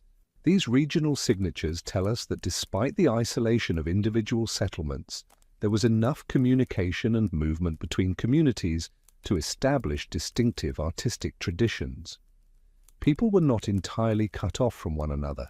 They shared innovations, styles, and perhaps stories about what the decorations meant. In a handful of sites, excavators have found what appear to be workshop areas, spaces dedicated specifically to the production of lighting equipment. These areas are identified by the concentration of lamp fragments, spilled tallow residues, and the specialized tools used in candle and lamp making. What's striking about these workshops is their careful organization. The spatial arrangement suggests specific work sequences, areas for melting fat, distinct from areas for forming vessels, separate from areas where finished products were stored. This level of organization implies something beyond casual household production. It suggests dedicated craftspeople, individuals whose work was making light for others. The archaeological evidence confirms what the historical record suggests.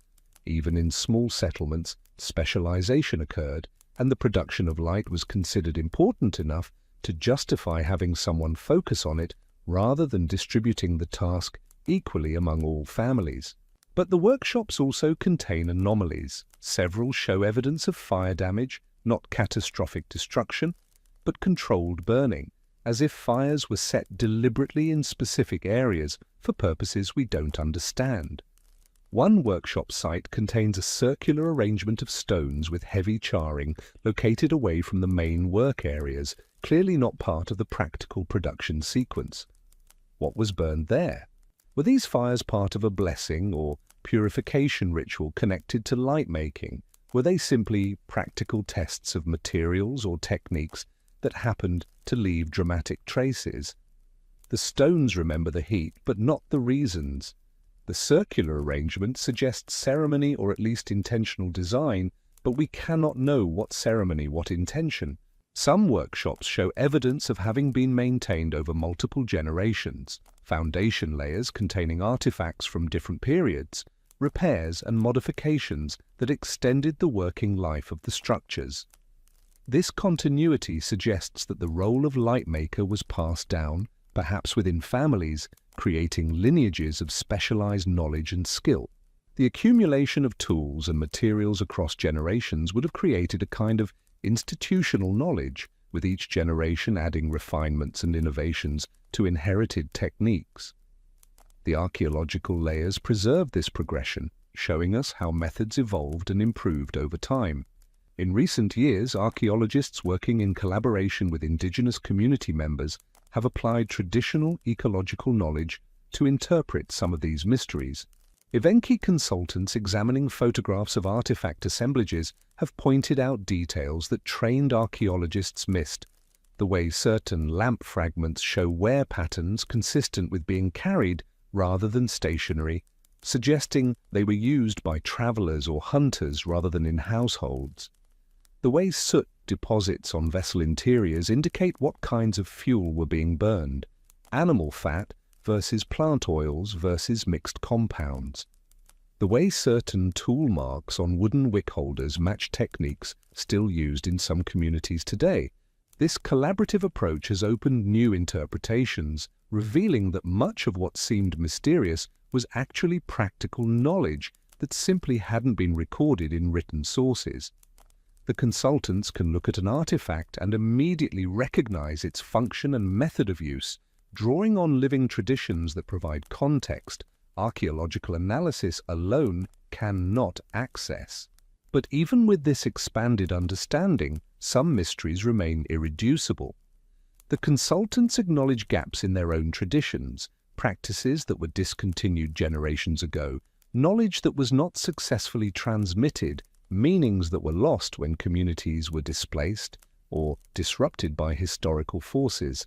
The past is not a single story that can be recovered through sufficient study. It is many stories, some preserved, some lost, some transformed beyond recognition, and some that were never meant to be told outside specific contexts. We work with fragments, assembling what we can, accepting that much will remain unknown. The collaborative approach teaches humility, the recognition that no single perspective, whether archaeological or indigenous, possesses complete knowledge, and that the fullest understanding comes from bringing multiple ways of knowing into conversation with one another. This collaboration also raises ethical questions about who has the right to interpret these artifacts and tell their stories. The objects come from indigenous lands and embody indigenous knowledge, but they have been collected and curated by non-indigenous institutions following academic protocols that may not align with indigenous values about how such objects should be treated. In some cases, indigenous community members have requested that certain artifacts be returned or that information about them not be published, believing that the objects have sacred significance or that the knowledge they represent should remain within the community. Respecting these requests means accepting that some mysteries will remain deliberately unshared, protected by those who have the deepest connection to them.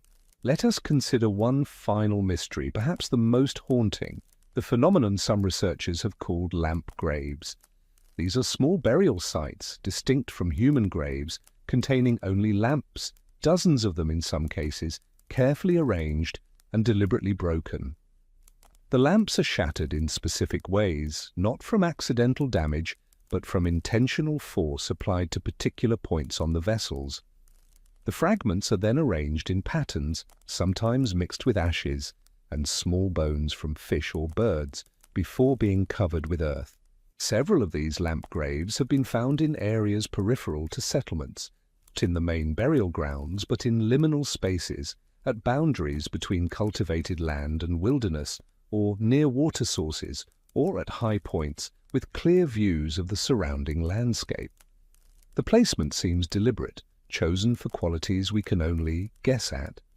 What were these sites? Were they offerings of some kind, gifts to the land or to whatever presences were believed to inhabit it? Were they marking ceremonies at the end of winter, a formal closing of the dark season? Were they memorials, each broken lamp representing a life or an event that needed to be marked and remembered? Or were they simpler than that, merely convenient disposal sites for worn-out lamps that had accumulated over years and needed to be cleared away, with the breakage and arrangement being nothing more than practical considerations? The scholarship offers no consensus. Each interpretation has its advocates and its evidence, but none can be proven. The lamp graves exist, undeniable and evocative, but they speak in a language we've forgotten how to understand fully. Standing in a museum looking at reconstructed lamp arrangements or reading excavation reports, we can feel the weight of intention in these acts. Someone cared enough to do this deliberately, to invest time and thought in the placement and arrangement of these broken vessels. But the caring itself, the specific emotions and beliefs that motivated the actions, remain beyond our reach. In one particularly elaborate lamp grave, excavators found evidence of a wooden structure that had been built over the arranged lamp fragments, post holes indicating a small shelter or marker of some kind, long since rotted away. This structure would have made the site visible, marking it as significant rather than hidden. This changes the interpretation somewhat. If the lamp grave was meant to be seen, it was not a simple disposal site, but a memorial or monument of some kind. But a monument to what? The number of lamps in this particular grave, 43 vessels, reconstructible from fragments, suggests either a very long period of accumulation or a significant communal event. If each lamp represented something specific, then this was a memorial on a considerable scale, comparable to the human burial grounds nearby. Perhaps this is appropriate. Perhaps some mysteries should remain mysterious, not because we lack sufficient data, but because the attempt to fully explain them would drain away something essential. The lamp graves, the cold fires, the night stones, the decorated vessels, these things exist in a twilight zone between knowledge and imagination, and that existence is itself meaningful.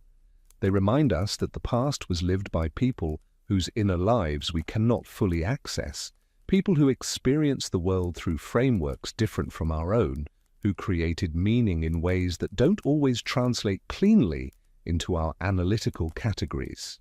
The mystery honors them in a sense. It acknowledges that they were real and complex and that their reality exceeds our ability to comprehend it completely. As we drift away from these archaeological puzzles and prepare to move into our final segment, let yourself hold these mysteries lightly. Don't try to solve them, just let them exist in your mind as they exist in the cold earth, as fragments and traces, as questions that may never be fully answered.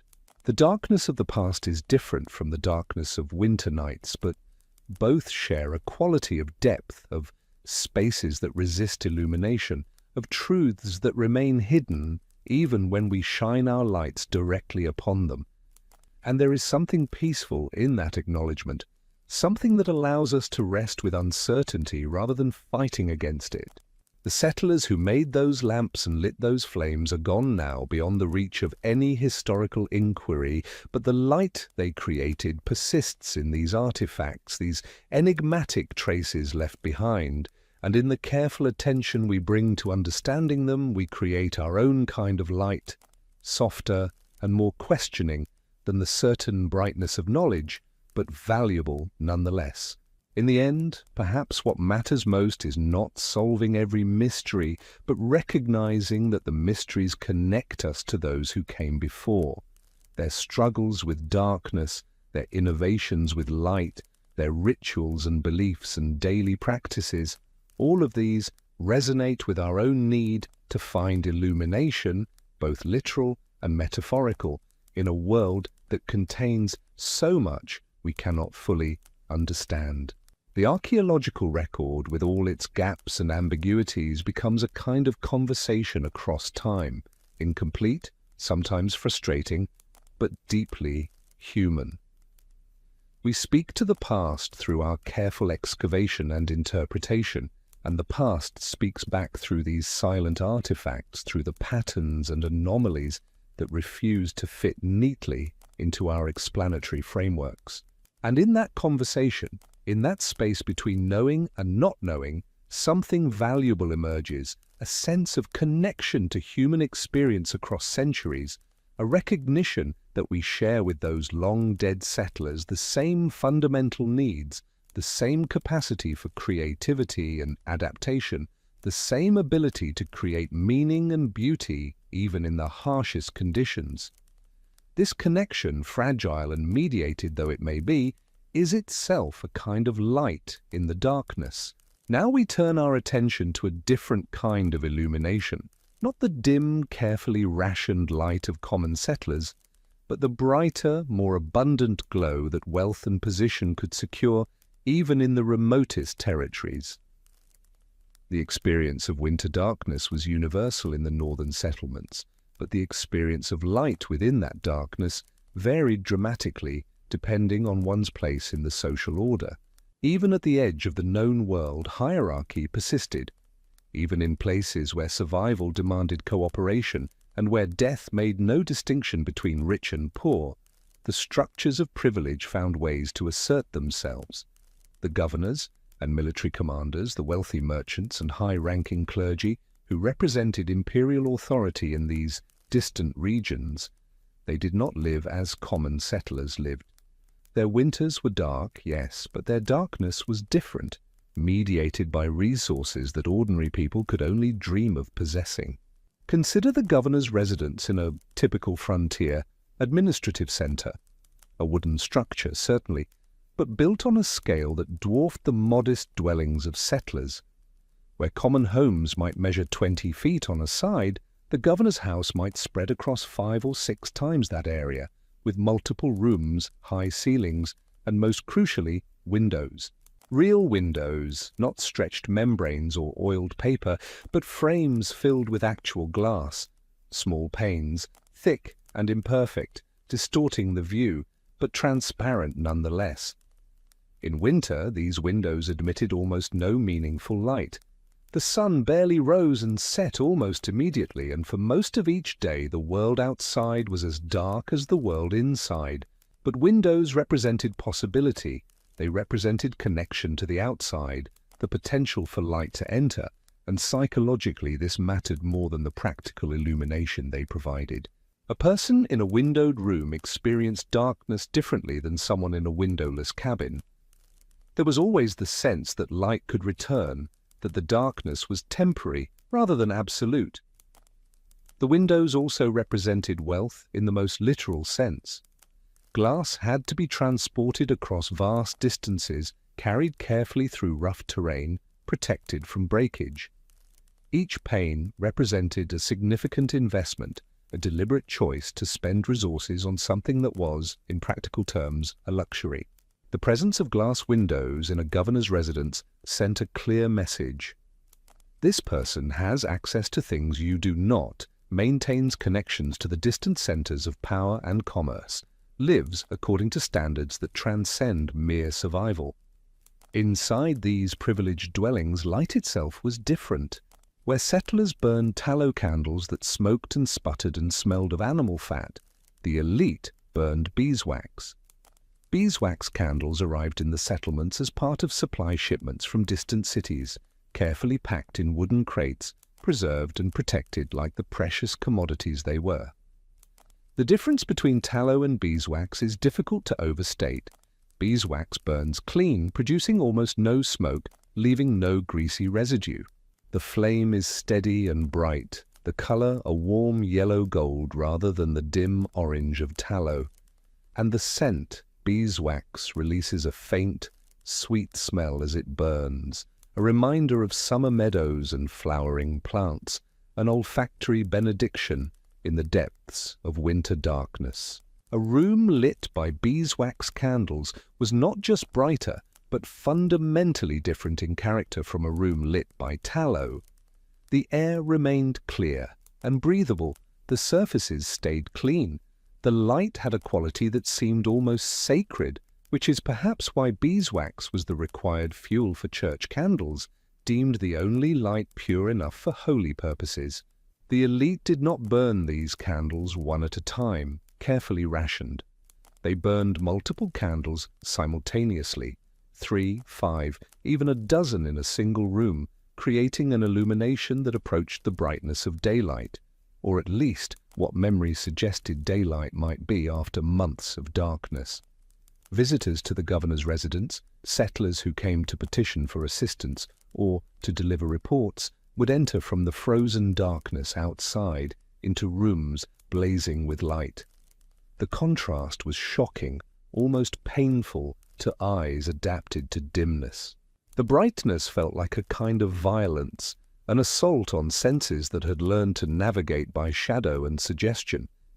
But it was also seductive, a vision of how life could be if one had sufficient resources, if one occupied a different position in the social hierarchy. Those visitors would return to their own dark cabins carrying the memory of that light, and the memory might comfort or might torment depending on their disposition. Beyond beeswax, the elite had access to other forms of superior illumination. Oil lamps burning whale oil or refined vegetable oils produced flames that were brighter and steadier than those fueled by rendered animal fat. These oils were expensive and difficult to obtain in the interior territories, but they appeared regularly in supply shipments designated for administrative and military use. The lamps themselves were often elaborate devices, brass or silver constructions with adjustable wicks, glass chimneys to protect the flame and direct the light, bases weighted for stability.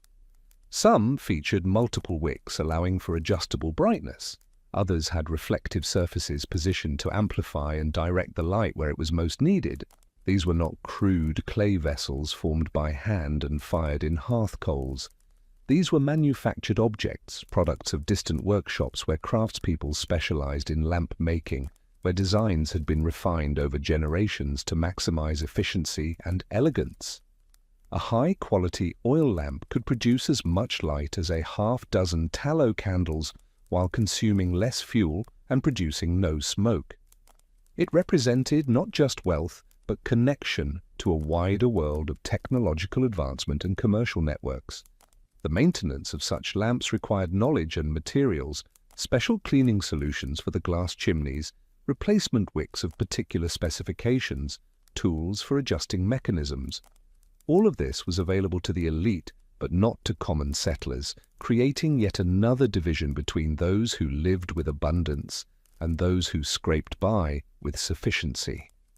In the homes of the wealthy, evenings unfolded in ways that were simply impossible for ordinary families. Reading was not a rare, precious activity saved for special occasions, but a regular pastime. Books themselves were luxury items in the frontier settlements, transported at great expense and treasured accordingly. But the elite maintained personal libraries, shelves of volumes brought from Moscow or St. Petersburg, ranging from religious texts to scientific treatises to novels and poetry. The ability to read these books required light, and the elite had light to spare. A merchant or officer might spend his evening reading by the steady glow of oil lamps, turning pages without straining his eyes, moving through text at a comfortable pace. His wife might work at embroidery or other fine needlework, tasks that required good light and steady hands, creating decorative items that served no survival function but demonstrated refinement and leisure.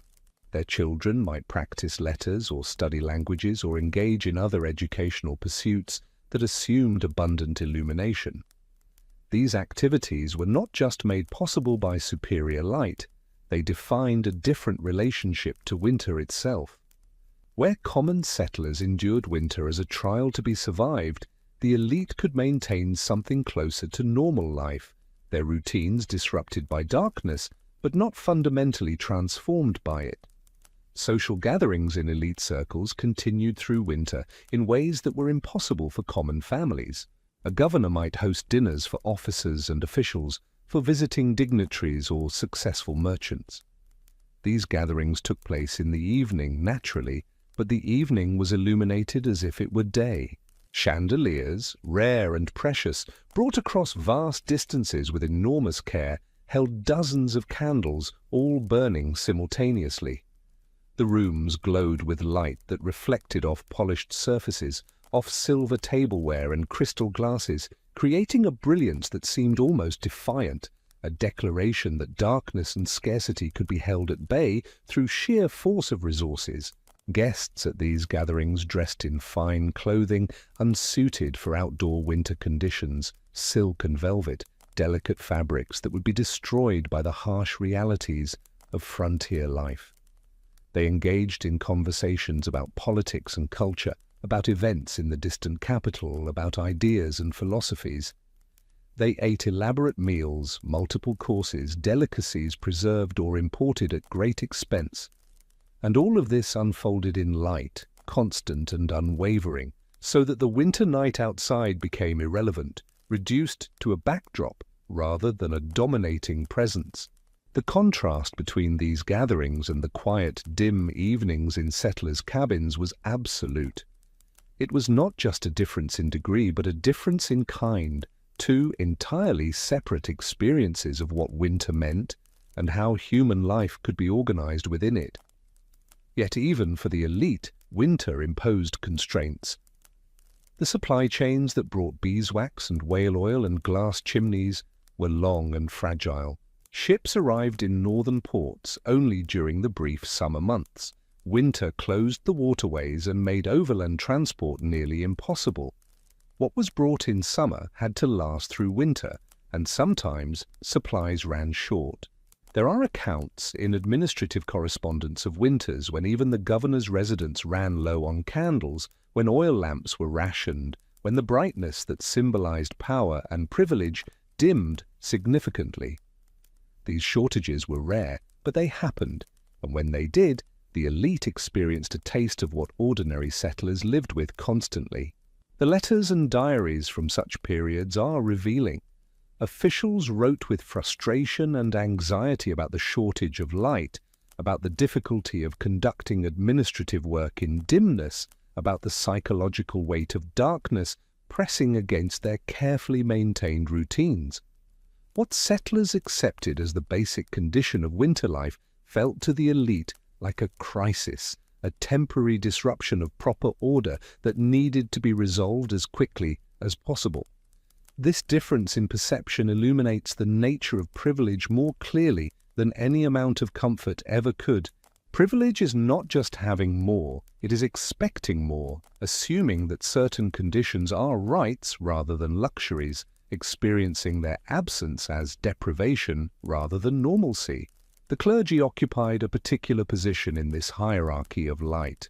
The Orthodox Church maintained a presence even in the most remote settlements, and priests and monks required light for their religious duties, for conducting services, for reading scripture, for maintaining the vigil of prayer that structured their days.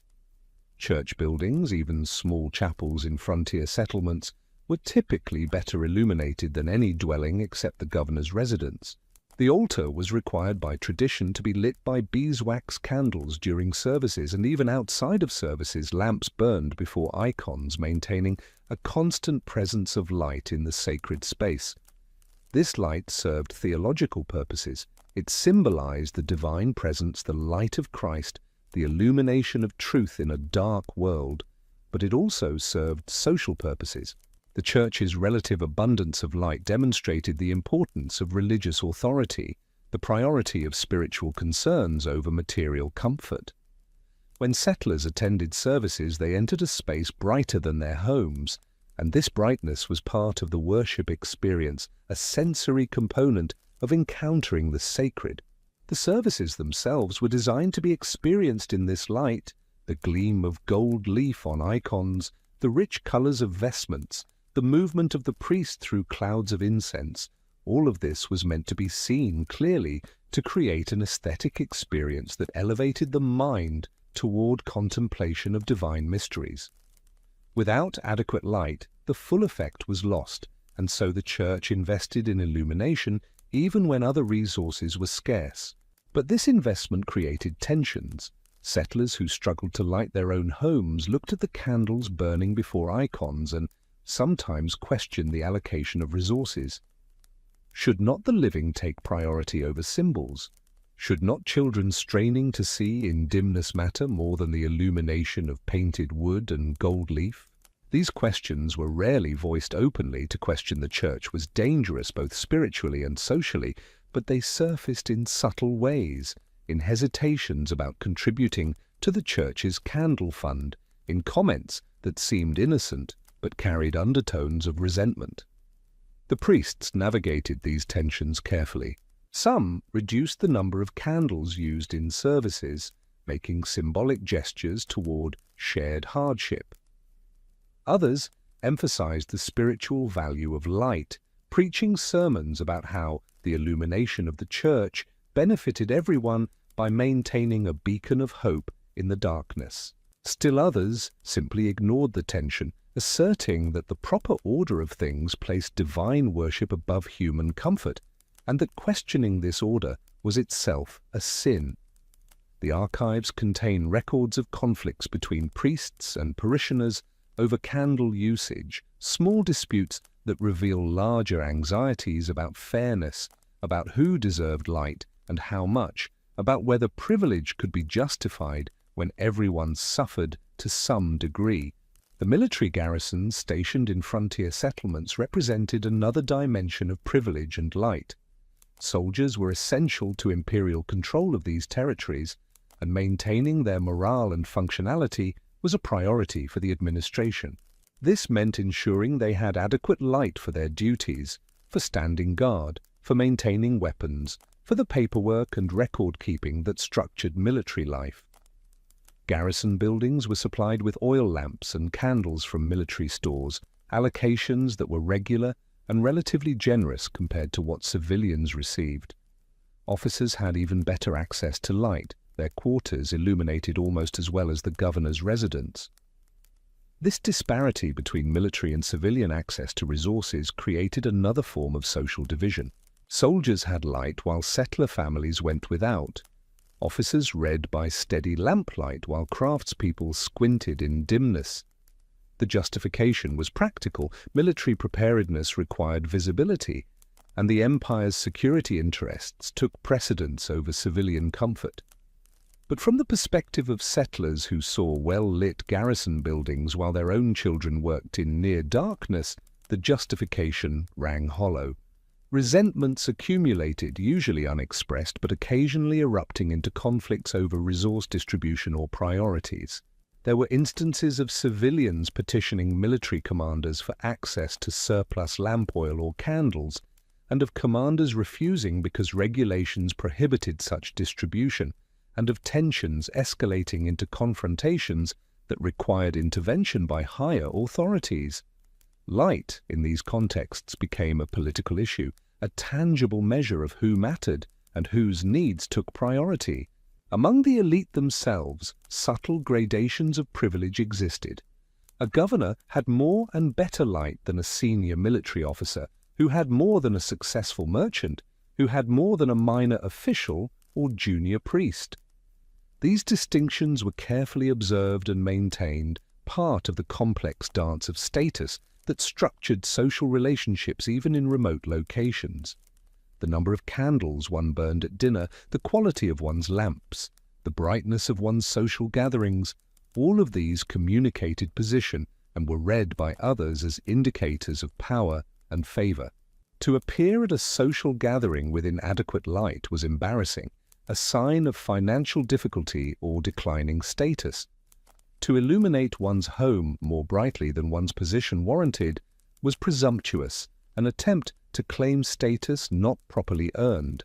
The etiquette of illumination was never formally codified, but everyone understood it, navigating the unspoken rules with careful attention. Visitors to elite homes noted these details in letters and diaries, recording the number of candles they saw, the quality of lamps, the overall brightness, using these observations to assess the wealth and status of their hosts. Yet, for all the advantages that privilege provided, it could not entirely eliminate the psychological effects of winter darkness. The elite lived with more light than common settlers, yes, but they still lived with darkness that was profound by any standard we would recognize.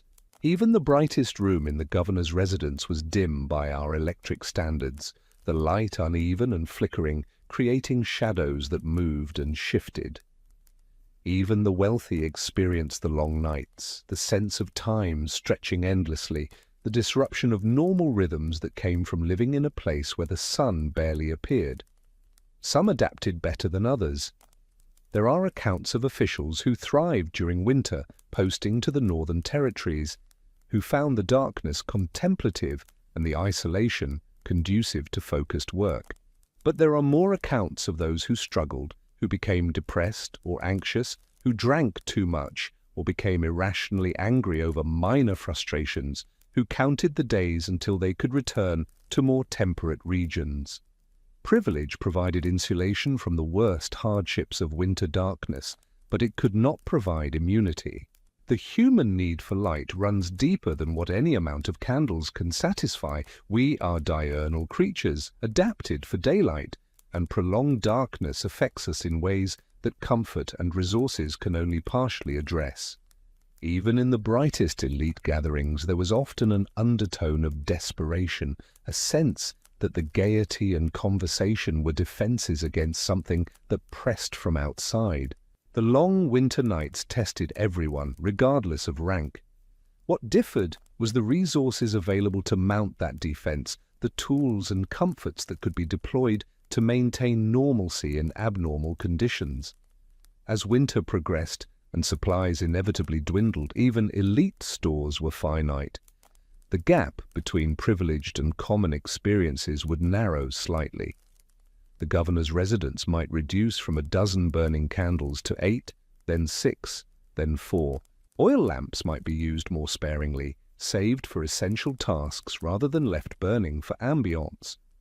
By late winter, even the wealthy were making calculations about resources, about how much light they could afford versus how much they needed, about whether current usage was sustainable through the remaining weeks until resupply. In these moments, the elite caught glimpses of what settlers lived with always, the arithmetic of scarcity, the weight of darkness held back only by careful management. It did not make them equals. The elite still had vastly more resources and options, but it created a small, temporary commonality, a shared understanding that winter was powerful and that all human efforts to resist it were ultimately provisional, successful only so long as supplies lasted and flames stayed lit. Spring, when it finally came, affected everyone, but meant different things to different people. For common settlers, spring meant the end of desperate rationing, the return of light that did not have to be created and guarded. For the elite, spring meant the restoration of supply lines, the arrival of new stores of beeswax and oil, the resumption of the brightness and social routines that winter had constrained. The first ships arriving in northern ports carried goods that had been ordered the previous year, including large quantities of illumination supplies destined for government buildings and wealthy households. The unloading of these ships was a public event, watched by settlers who understood that the arriving goods were not for them, but who participated vicariously in the sense that hardship was ending. Within days of the ship's arrival, the governor's residence would blaze again with full brightness, hosting celebrations to mark the successful conclusion of another winter. These celebrations were elaborate affairs, feasts, music, dancing, all conducted under the glow of dozens of candles, a display of abundance that reasserted the normal order of things after months of constraint. Common settlers might be invited to observe, standing at the margins of the celebration, or they might simply hear accounts second-hand, stories about the brightness and the waste, candles burning purely for display, light so abundant it spilled out through windows into the pale spring night. The reactions to these celebrations were mixed. Some settlers felt genuine happiness that the community had survived, that the leadership had maintained its strength and could now guide them through the building season. Others felt resentment at the display of privilege, at the resources that had been available to some, but not to all. Still others felt nothing in particular, too tired from the winter's trials to have energy for strong emotions, simply accepting that this was how the world worked and always had worked. The stratification of light experience in winter settlements was not unique to the Northern Territories. Throughout history, in every society, access to illumination has been shaped by wealth and power.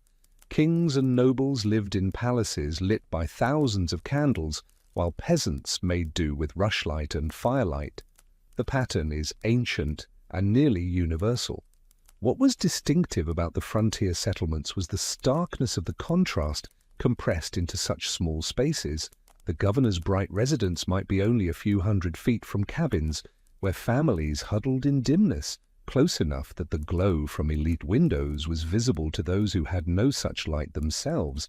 This proximity made the inequality visceral and immediate in ways it might not be in a large city where the wealthy lived in separate neighborhoods. Everyone in the settlement knew what everyone else had. There were no secrets about who burned beeswax and who scraped by with tallow. This visibility created social dynamics that were both transparent and carefully managed. Open acknowledgement of the disparity would have been awkward and potentially destabilizing, so instead it was simply accepted as natural, the way things were, part of the divinely ordained order that placed some people above others. Challenges to this order were rare, not because people were content with inequality, but because alternatives seemed unimaginable. The system of privilege that governed access to light was the same system that governed access to everything else: food, shelter, authority, justice. To question one aspect was to question the whole structure, and the whole structure was supported by the weight of tradition, by religious teaching that emphasized acceptance of one's station, by the practical reality that cooperation was necessary for survival and rebellion would benefit no one. And so the winters passed, year after year, with the elite burning bright and the common settlers burning dim, and everyone doing what was necessary to make it through to spring. The inequality was real and significant, but it was also just one element of a larger pattern of hardship that affected everyone to some degree. Winter in the Northern Territories was difficult regardless of one's position. Privilege made it more bearable, certainly, but it did not make it easy. The cold still penetrated elite dwellings, the darkness still oppressed, the isolation still wore on nerves and spirits. A governor surrounded by candles was still far from home, still cut off from the cultural and social life of the capital, still marking time until his tour of duty ended and he could return to civilization. His light was better than a settler's light, but it was still just light in darkness, a small human warmth held against the immense cold indifference of winter. Perhaps this is the most important understanding to carry forward from this examination of light and privilege. The differences between people, real and consequential as they are, become smaller when measured against the vastness of the natural forces they all face. Winter was the great leveler, not in the sense that it made everyone equal, it did not, but in the sense that it reminded everyone of their smallness, their fragility, their dependence on things they could not control. The brightest candle still gutters in a strong wind. The most abundant supply still runs out eventually. The most carefully maintained lamp still requires fuel and tending and the constant possibility that something will go wrong. Light in winter was precious for everyone, and the fact that some had more of it than others did not diminish the fundamental truth that having any light at all represented a victory over darkness, a small assertion of human persistence in an environment that seemed designed to extinguish human life. As we prepare to move into our conclusion, hold this image in your mind: 2 windows on a winter night, one blazing with the light of a dozen candles, one glowing faintly with the light of one. The distance between those windows might be only 100 feet, but the gulf between the experiences of the people inside is vast. Yet both are islands of light in the same sea of darkness, Both are moments of warmth and visibility carved out of cold and obscurity. Both represent the same fundamental human impulse to make a place for ourselves in a world that is often hostile to our presence. The light differs in brightness but not in meaning. It is still light, still precious, still the thing that makes winter survivable and life possible in the long polar night. And so we arrive at the end of our journey through the long winter nights, having travelled from the daily struggles of common settlers to the life of a dedicated craftsman, through the mysteries left behind in frozen earth, and finally to the contrast between those who had much and those who had little.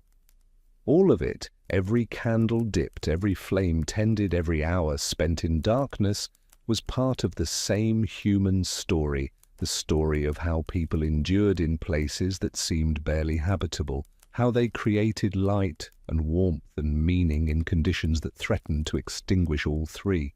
It is difficult, perhaps impossible, for us to truly comprehend what those winters meant. We live in a world flooded with light, where darkness is a choice rather than an inevitability, where the flick of a switch summons illumination so abundant we barely notice it. Our nights are punctuated by streetlights and screen glow, by the steady hum of electricity flowing through wires, by the assumption that light is always available and essentially free. We have forgotten what it means to create light with our own hands, to watch it consume itself hour by hour, to make calculations about how much we can afford to burn tonight versus how much we'll need tomorrow. The settlers of the northern territories knew these things intimately. Light was not a given but an achievement, not background but precious resource, and the difference between adequate light and insufficient light could be the difference between making it through winter and succumbing to despair. When we try to imagine their experience, we tend to focus on the dramatic elements, the brutal cold, the isolation, the danger of fire or starvation. But perhaps the most profound challenge was simpler and more constant, the daily work of creating and maintaining light, the arithmetic of scarcity, the psychological weight of living for months in near total darkness. These were not heroic struggles in the conventional sense. No one won glory for dipping candles efficiently or for making lamp oil last an extra week. The work was repetitive and unglamorous, requiring patience more than courage, attention to detail more than dramatic action. Yet this work sustained life in those settlements as surely as any more celebrated achievement.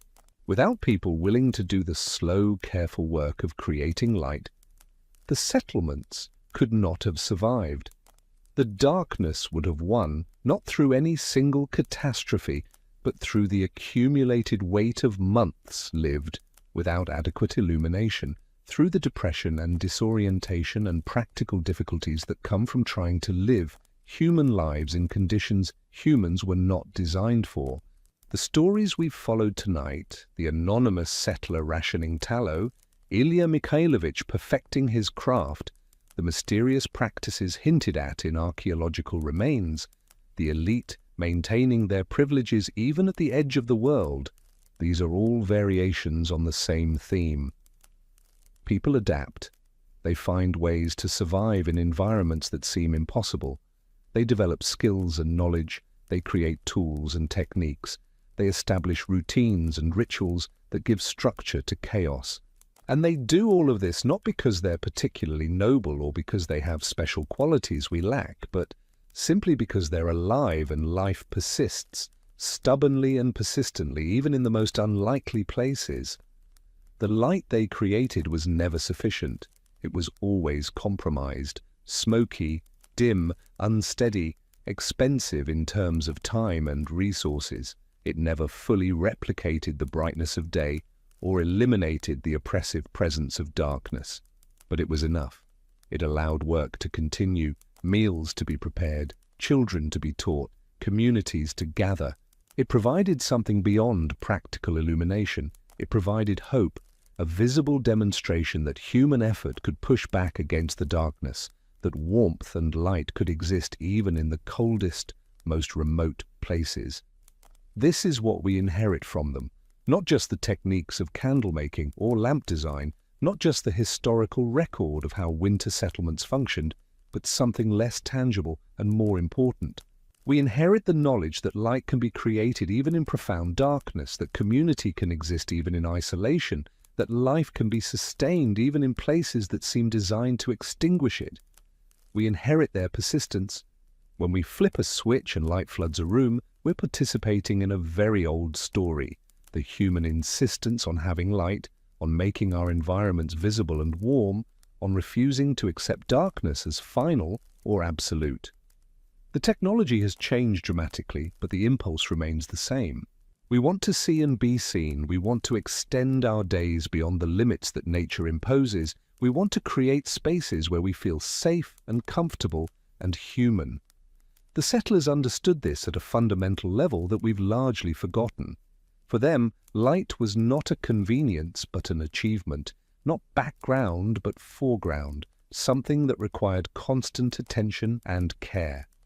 Every flame they lit was a small victory, a moment of success in an ongoing struggle.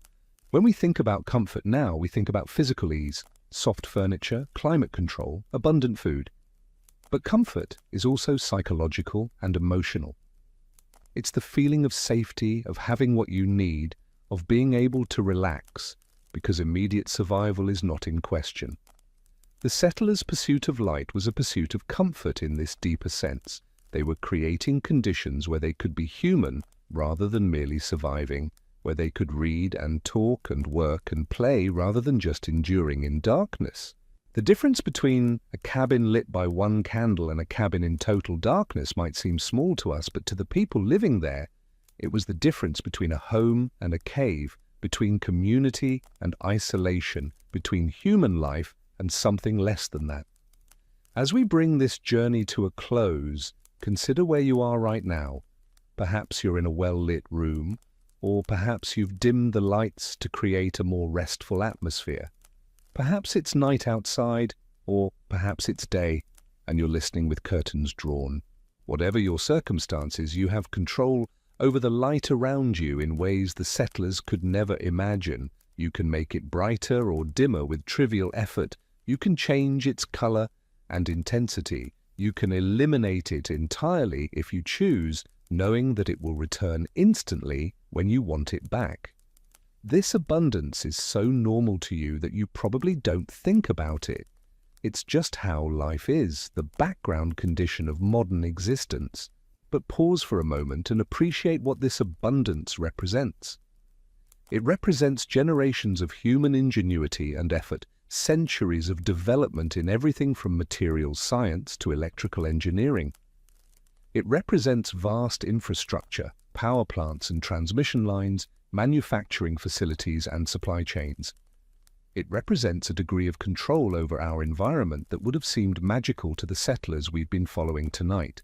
And yet, despite all our technological advancement, we're not so different from them in our fundamental needs.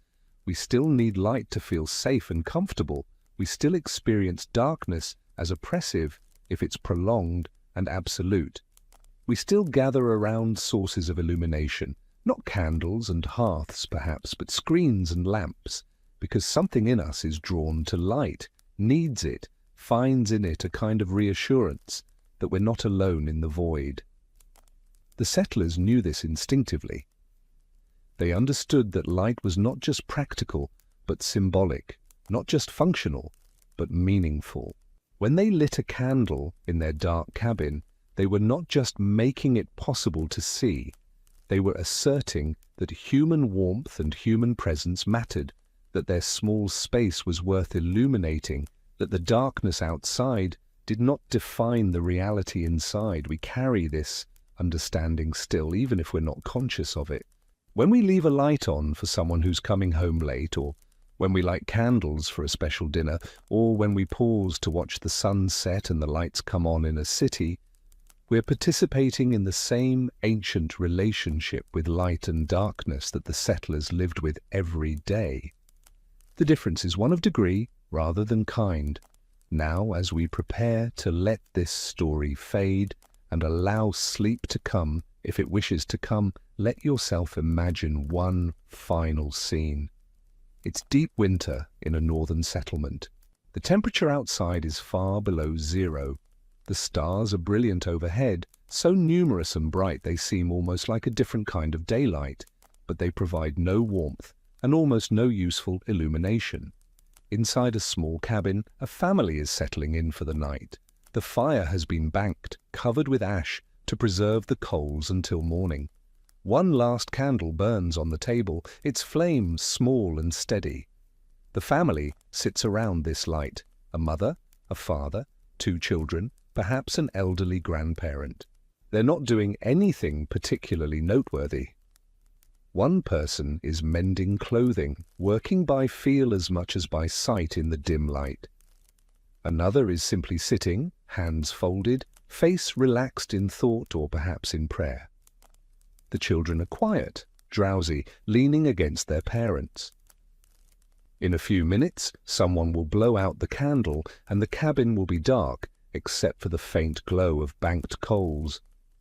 But for now, this moment, there is light. Not much light, barely enough to see by our standards, but enough. Enough to hold the family together in this small circle of visibility. Enough to make the cabin feel like a home rather than just a shelter. Enough to provide comfort and a sense of normalcy in a season that offers neither. This is what we've been following tonight, not grand adventures or dramatic events, but these quiet moments of persistence, these small victories of light over darkness that happened thousands of times in thousands of cabins over hundreds of winters.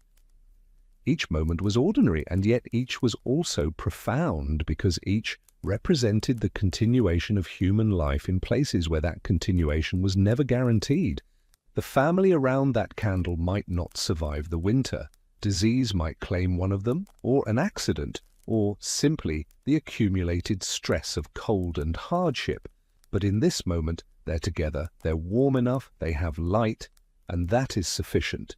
That is, in fact, everything. As the candle burns down and the moment approaches when it must be extinguished, there's no anxiety or fear. This is simply the rhythm of their days, the natural pattern, light and darkness, warmth and cold, waking and sleeping. When the candle goes out, darkness will return, but it's a familiar darkness now, one they know how to navigate. And in the morning, or what passes for morning in the winter, someone will rise in the darkness and begin the work of creating light again, and the cycle will continue. You're comfortable now, I hope, wherever you are. Your breathing has perhaps slowed and deepened as you've listened. Your thoughts have drifted along with the story, moving through different times and places, but always returning to the simple, powerful fact of light in darkness. Let yourself appreciate, just for a moment, how easy your life is compared to those settlers. You're not worried about whether you have enough tallow for the week. You're not calculating how many hours of light you can afford tonight. You're not moving carefully through total darkness, afraid of knocking something over.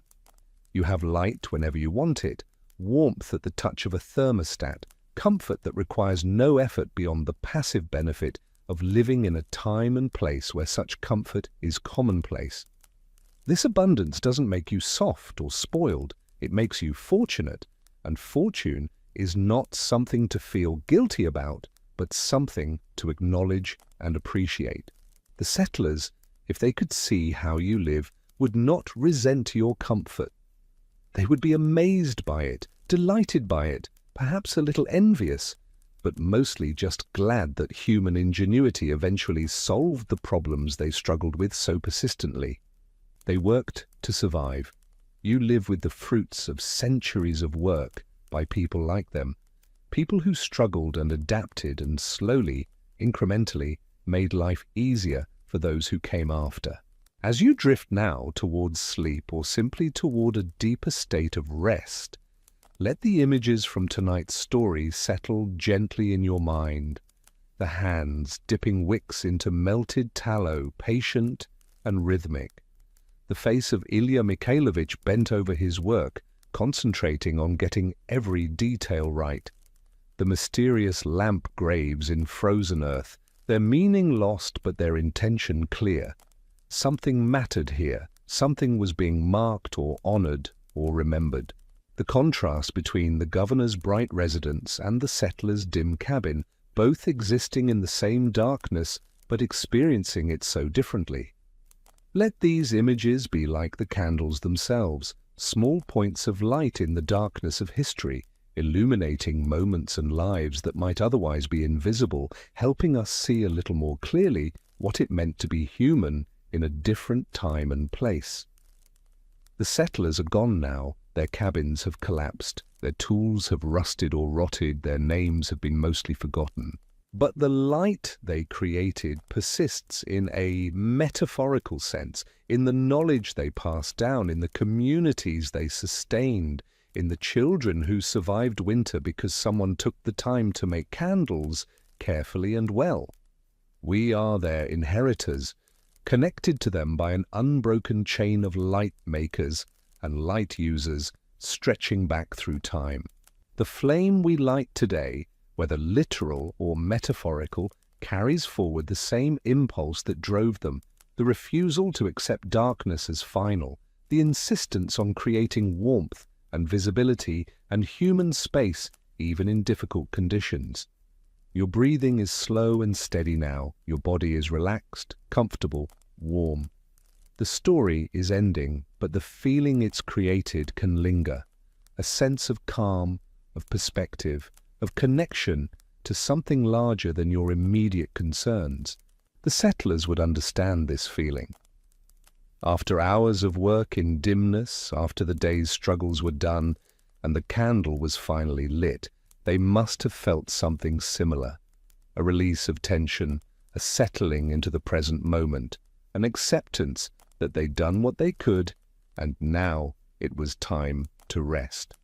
Rest was not a luxury for them, but a necessity, a way of conserving energy for the next day's challenges. Sleep came easier in winter, perhaps, because exhaustion was constant and the darkness encouraged it. But rest was also an act of faith. Faith that morning would come, that the fire would rekindle, that another day was worth preparing for. In closing your eyes now, if you choose to close them, you're participating in that same act of faith. You trust that tomorrow will come, that the light will return, that rest will restore you and prepare you for whatever comes next. The difference is that your trust is backed by a degree of certainty the settlers never had, but the essential gesture is the same. You let go of control, you allow yourself to stop vigilance, you accept vulnerability because rest requires it. The last candle is burning down in the imagined cabin. The flame is small now, flickering slightly, but it endures. In a moment it will go out, and darkness will fill the space, but that's all right. Darkness is not an enemy, but simply the natural state that light interrupts temporarily. The settlers understood this. They didn't fight darkness so much as they created moments of light within it, knowing those moments would end, but valuing them nonetheless. The flame gutters once, twice, then steadies for a few more seconds. The family around it has stopped moving. Perhaps they're already asleep, or perhaps they're in that drift between waking and sleeping where thoughts become dreamlike and loose. Someone should blow out the candle to conserve the last bit of wax, but no one moves. Let it burn itself out then. Let it give its last light freely without calculation or rationing. In a moment, there will be only darkness and the sound of breathing and the distant crack of contracting wood in the cold. But in this moment, there is still light, small, fading but present. And that presence is enough. It has always been enough. The flame goes out. The darkness returns. And somewhere, someone is already dreaming of morning. Sleep well, traveler, through time. Sleep well, and when you wake, the light will be there, as it always is, waiting for you to call it back.